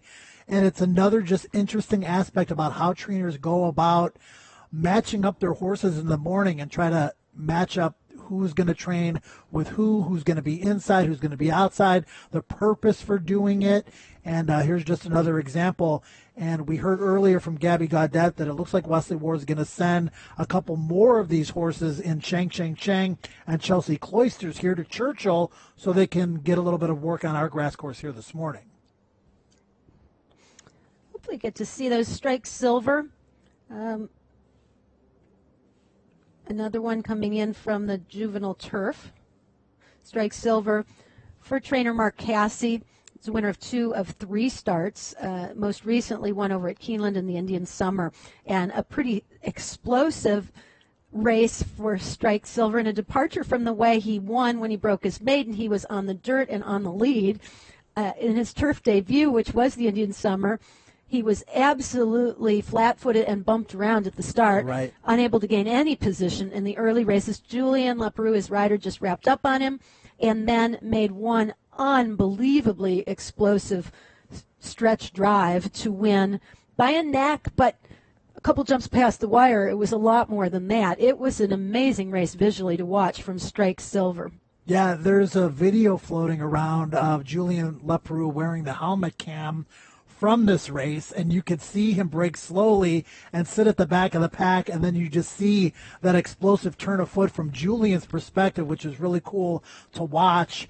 An amazing performance from a horse who had been a pace presser in the first 2 races, like you mentioned, to show that versatility. And here in the workout, Kate, and you're seeing it as well, they're saying, okay, we've seen what you can do in a turf sprint. We're probably going to want to utilize a similar strategy where we do rally from off the pace in a race where there should be quite a bit of speed up front, and potentially that's what the strategy was in the workout as well here. And again, more of Will was the workmate there for Strike Silver. Yeah. We are going to stand by and wait for the horses to come out on the turf course, hopefully in just a few minutes. But in the meantime, we figured you wouldn't mind a trip down memory lane as we look back at some great classic Breeders' Cup moments from Churchill Downs. Classic. And they're off. Lemon Drop Kid has some speed today. Golden Missile toward the inside. Cat Thief, Captain Steve down toward the rail. Here comes Tisdale from the far outside. So they pass us for the first time. It's Cat Thief and Albert the Great now. Albert the Great comes on through to be the early pacemaker. Tisdale second on the outside, pressing the pace. Lemon Drop Kid is there. Giants Causeway is going to get caught 4 wide going into the turn. Vision versus 5th between horses. Cat Thief is 6th toward the inside. Golden Missile going wide into the turn. There was a little traffic trouble there for Guided Tour. Fusaichi Pegasus is 7th at this juncture. He's about 6 lengths for the lead. Gander to his outside. And Fusaichi Pegasus is moving early. Near the back of the pack, Pine Dance 3 wide. A length and a half back to Captain Steve. And another 5 to late running Dust on the Bottle. The opening quarter goes in 23 and 2/5 seconds. And it's Tisdale and Albert the Great. And the 2 3-year-olds in tandem down the backstretch after a solid opening half of 47 and 2/5 seconds. Ireland's Giants Causeway on the outside 3rd. And then it's Vision and Burst, who is in between horses. Lemon Drop Kid toward the inside. The Gray Gander. Fusaichi Pegasus is still about 6 lengths from the lead with 4 furlongs remaining. Captain Steve has moved through opening toward the inside. Golden Missile. Cat Thief, last year's winner, has dropped off the pace now. And then it's Pine Dance as the field rounds the far turn. Albert the Great and Tisdale, they continue to go at it. Giants Causeway is called on for his run. Lemon Drop Kid is 4th toward the inside. Gander is 5th. Vision versus 6th. Fusaichi Pegasus is toiling. The field comes off the turn. Tisdale on the outside. Albert the Great on the rail. The 2 of them continue to go at it. Here comes Giants Causeway for Ireland on the outside. They're coming into the final furlong. Tisdale tough as nails. Giants Causeway on the outside. Giants Causeway and Tisdale battling head to head. A heart-pounding, pulsating stretch drive. And Tisdale prevails. Tisdale has won it by a nose over Giants Causeway. And it was close for 3rd there between Captain Steve and Albert the Great. There's the roar from the Churchill Downs crowd as the field is sent on their way, and Zenyatta is dead last. Zenyatta was slow into stride. She's got to be 5-6 lengths last as Zenyatta. They come past the stands first time round now, and First Dude is going on to lead Espoir City. Quality Road is right there on the inside, and Hainesfield a close-up fifth. On the outside of that comes Etched. Here's Looking at Lucky racing in the 6 spot, 7 off the leaders. The pace very solid early. Blame is taken back towards the rear. On the outside of that, we have Desert Prince. In behind those two now, we drop back to Patio Prado, who's down at the rail. In tight was Fly Down. Musket Man is there. And Zenyatta is dead last. Mike Smith's asking her to pick it up a little, actually. Mike Smith doesn't want to be too far back. He's asking Zenyatta to pick it up. At this stage, Zenyatta's got to be a good 18, 20 lengths off the leader. They go down the backstretch now in the Breeders' Cup Classic, and First Dude is the leader. Quality Road is ridden along at the rail. Hainesfield right there third. Espoir City is fourth, and those four fly. It's a big gap of 7 back to Etched. Looking at Lucky is 10 lengths off the leaders. Blaine down at the rail. In behind Blaine now we have Musket Man, who's still far back with Patio Prado. In behind that we have Fly Down, and Zenyatta is dead last. Zenyatta is last. Mike Smith trying to find somewhere to run. They bunching up at the top of the lane now, though. Hainesfield, Espoir City's running a huge one as well. Looking at Lucky. Here comes Looking at Lucky. Etched is in there. Zenyatta now hooking to the grandstand side. And Zenyatta is now coming with a run. Looking at Lucky. Blame. Blame on the inside. Blame gets the lead. Zenyatta on the outside. Looking at Lucky. Blame. Zenyatta. Zenyatta. Zenyatta is flying. Blame trying to hold on. Blame.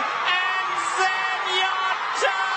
Blame has won it ahead. Zenyatta ran her heart out but had to settle for second.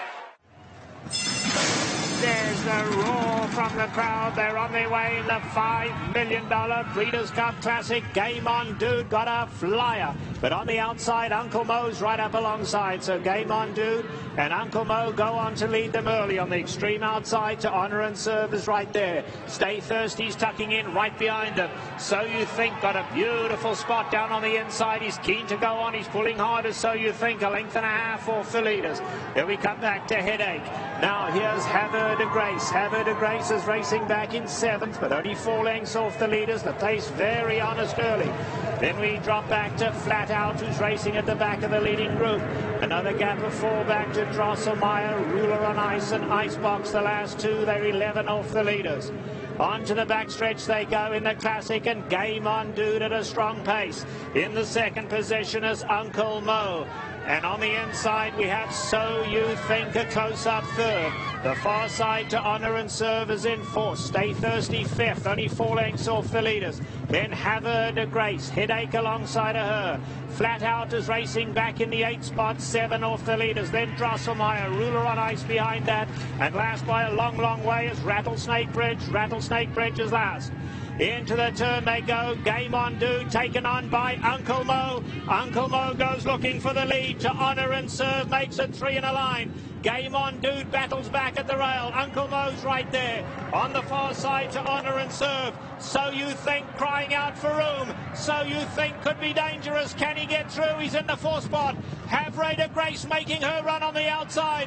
Homeward bound in the Classic. Game On Dude. So You Think gets a run on the inside. Uncle Mo's right there. To Honor and Serve in the red cap on the outside. Stay Thirsty. Have de Grace tries to get involved late. But Game On Dude is just battling them all off. Game On Dude has the lead. Here's Drosselmeyer out of the clouds. Drosselmeyer from nowhere. And Drosselmeyer and Mike Smith have beaten Chantel Sutherland on Game On Dude. Ruler on Ice finishes third. And Have de Grace was fourth. What a finish to the Classic. It looked like Game On Dude.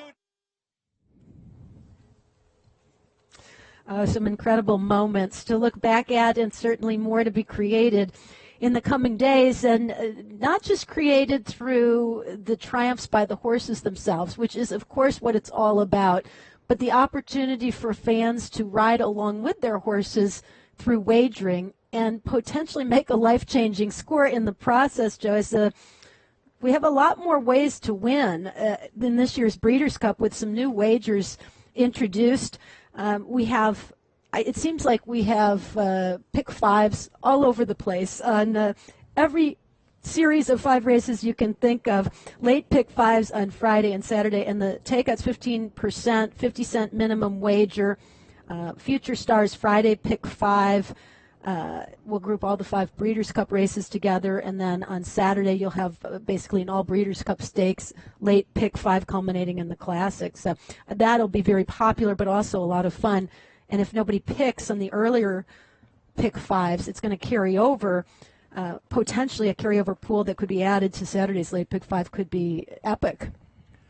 The pools are massive, and the wagering menu caters to players at all levels, whether you're playing dollar daily doubles or whether you're sinking your teeth into the pick 6. You see the guarantees on your screen right now. When you can guarantee $1.5 million on a pick 4 on Friday and $3 million on a pick 4 on Saturday, that's a lot of money going into the pools, and we've seen massive payoffs over the years. The institution of those additional pick 5s, which are a lot of people's favorite wagers at that 15% takeout rate, are just tremendous for the bettors. We also have jackpot super high 5s with a 50-cent minimum, 15% takeout. Those are going to be offered on every race on Friday and Saturday, including the undercard races as well as the Breeder Cup races. Now, if there are multiple winning wagers, 75% of the pool gets paid out, and the remaining 25% carries over to the next jackpot super high 5. If there's one single winning 50-cent wager, then 100% of the pool gets paid out. You take the whole thing. If it goes unhit and there's no winning tickets and the 100% of the net pool moves on to the next race, potentially, if nobody hits the super high 5 for a little while, you could see the jackpot carry over from the Friday finale to the first race on Saturday. And then regardless of the carryover entering the Classic, it's going to get paid out at the end. So that's going to be kind of a fun one as well, and a challenging one, to say the least, when you're asked to pick the top 5 finishers in order in those types of Breeders' Cup races. I struggle with one. Coming up with 5, you're going to be well paid for that type of wager. Well, the jackpot wagers have become huge in horse racing over the course of the last several years, and you talked about the potential for a life-changing score. If you're the only one with a correct ticket, that's exactly what's going to happen. Now, if you're a little bit more conservative, there's head-to-head wagers with $10 minimum, 10% takeout, horse-for-horse type of situation. But my favorite are the daily doubles that are going to be offered Friday to Saturday. So you've got the Juvie Classic, the Juvenile Filly Distaff, and the Juvenile Turf Breeders' Cup Turf. Now, I think those are really a lot of fun. Yeah, it's the Future Stars Friday into the older horses on Saturday. So we're keeping it division to division. And, just a great wagering menu from top to bottom. I know that I'll be ready to fire. So look at 40 under stepping onto the racetrack right now. You can see no more rain, but it's pretty wet. The track, though, is looking in pretty good shape. And 40 under's looking pretty happy out there. It gets ready for the Juvenile Turf. Yeah, we're seeing the final wave of horses come out onto the racetrack as we're approaching the 10 o'clock hour here on the East Coast. And again, trainers deciding whether to send their horses out at the crack of dawn or at 9:45. Obviously 40 under coming out a little bit later. Juvenile Turf Contender, and we'll see what kind of action he puts forth as far as his morning exercise here in just a moment or two. Jeremiah Englehart won a Breeders' Cup race in spectacular fashion with a long shot, and 40 under comes in off 2 straight wins. The Pilgrim most recently was contested on a yielding turf at Belmont. So we know the son of Uncle Mo likes some give in the ground, and he's going to get opportunity to train once again on the turf course momentarily. What you're going to see is the horses have to wait until they're given the okay, and once they are, then they're kind of escorted across. And if there's a lot of horses out at one time, they'll separate the groups so that you don't have too many horses on the course at any one time. Otherwise, the traffic gets pretty congested, especially if the dogs are out. And that slip that was just handed to the trackman standing on the turf course is the permission slip, if you will. You don't just get to walk on the turf course. It's got to be a Breeders' Cup horse, or in other instances, horses that are nominated for stakes races and have been given the okay to work on the turf. Let's head to Gabby. Keaton, well, I got a close look at both of these turf workers in 40 under and Moquett, and both horses are intended to work 4 furlongs with a gallop out and 5 furlongs. So maybe just something to keep in mind as you're observing and analyzing these workouts here as they're stepping foot onto the turf course. I believe we see the Wesley Ward, one of the Wesley Ward contenders here on the turf as well. Do take note, Aaron Grider, one of our colleagues that will be helping out on the Breeders' Cup Player Show, is aboard here for these 2 Wesley Ward workouts as well. One thing I noticed on Moquett, it's funny when you really start paying attention, Caton, to equipment. And one thing that I noticed about Moquett, she's actually wearing K-tape on kind of the behind the saddle. K-tape is something that athletes use to kind of help, I guess, stabilize ligaments when they're training. So it's interesting to see this type of equipment on Moquett, but I have actually seen this type of equipment on Todd Pletcher's horses before, just not really on a Breeders' Cup Contender. So looking forward to seeing these horses working on the turf in just a few seconds.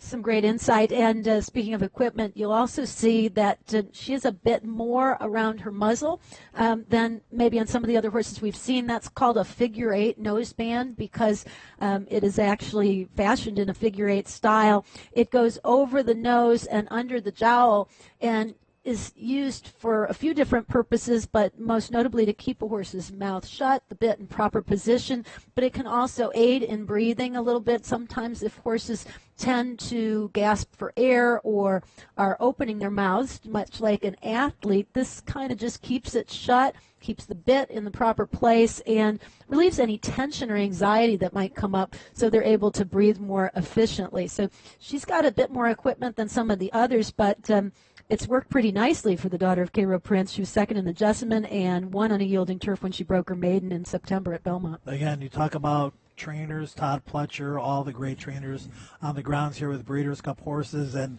scheduling of the horses' training, but equipment is also a learning process. What the horse is going to need equipment-wise, whether it's blinkers or a shadow roll or a change in the bit, bandages, as Gabby mentioned as well. Just a learning process to get them to meet or exceed expectations and realize their potential. We're going to go back to 40 under, who'll be the first to get underway. He was first to step onto the turf course, remember. And Gabby mentioning that Aaron Grider was going to be working double duty, getting on some horses as well as assisting us and being part of our team when we covered the races on Breeders' Cup Day with the Players Show. 40 under usually has a little bit of tactical speed, sits close to the pace in those longer races, and I would think that we might see a nice turn of foot away from the pole for this one as well. But as you mentioned earlier, Joe, and you were right on, most of the turf workers tend, not all, but most tend not to be quite as speed-oriented as the dirt horses. So you kind of see longer, slower, that build and then finish more strongly, and you do see a little bit longer works in general because the distances they're running tend to be longer. Yeah, and don't get hung up on times because obviously they're breezing around the dogs. Well, there's ground loss and it is hard to determine more accurately what the times are. I think the visual is usually the most important factor, well, of any work, but especially on the turf. Yeah, definitely maintenance, and you're going to see 40 under here for Jeremiah Engelhardt break off into the workout. Now see, there's a bit of fuzzy material, a sheepskin, over the horse's nose. That is a shadow roll, and they can be even a little bigger than this one, usually used to help lower the horse's head carriage just a little bit and kind of force them to look ahead rather than to get focused on what's directly beneath them.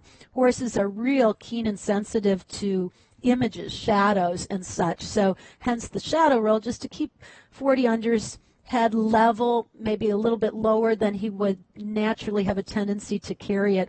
But he's really reaching out. You can see his neck's kind of extended. His one ear is kind of watching or clocking as a radar what's going on around him, looking at the dogs just to his inside and the turf course there. Now it's the outside ear that's kind of taking it in. He might even be listening to his rider. Sometimes the rider will vocalize something and you'll see an ear on a horse twitch back. He just switched leads. shifting the weight a little bit toward the inside leg and now extending the inside leg around the turn or leading with that inside lead, which is proper. We can also see how much they're kicking back. Tells you a little bit about how the turf course is handling all the rain, and it's not a lot of kickback at all at this point.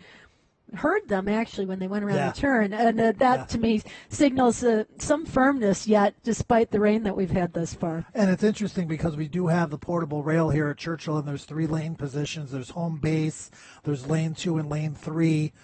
You're seeing lane 3, and then you're seeing the dogs outside of lane 3. Here's Packet live. And Packet, I think, just visually appearing to maybe break off a little bit faster than the last horse we saw. Packet breezing well away from the dogs, and she's a broad filly through the chest. She's getting a nice hold of the ground. Rider is not cueing her to do any more. The hands are low and level. He's kind of letting her feel her way around the course. He has a little bit of slack in the lines and the reins, and that's a sign, too, that she's handling things pretty well on her own. Yeah, again, both of the horses we've seen train on the turf look right at home. They look very happy, healthy, and alert.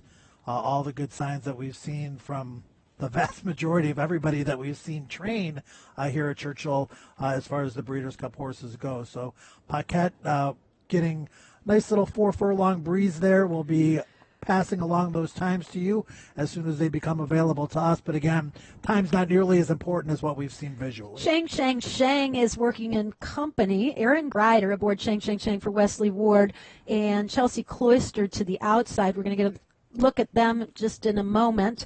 Both of these horses, as we heard, shipping over from Keeneland, so quite literally off the van onto the course.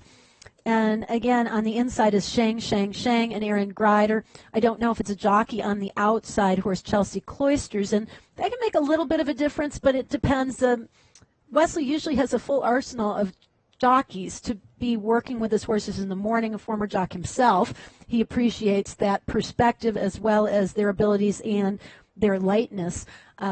Looks like Chelsea Cloisters working out a little bit more strongly than Shang. Shang undefeated in 2 starts. Hasn't raced since June. That was at Ascot in the Norfolk Stakes, but a winner overseas there with Shang. Meanwhile, Chelsea Cloisters has, I think, a little bit more recency to her form. She raced in the Indian Summer, finished second, was beaten just a neck by Strike Silver. It was kind of a heartbreaking defeat for their camp because she looked like she had the race won. Yeah, she was bet like she was supposed to win that race, and then she floated up to 4-1.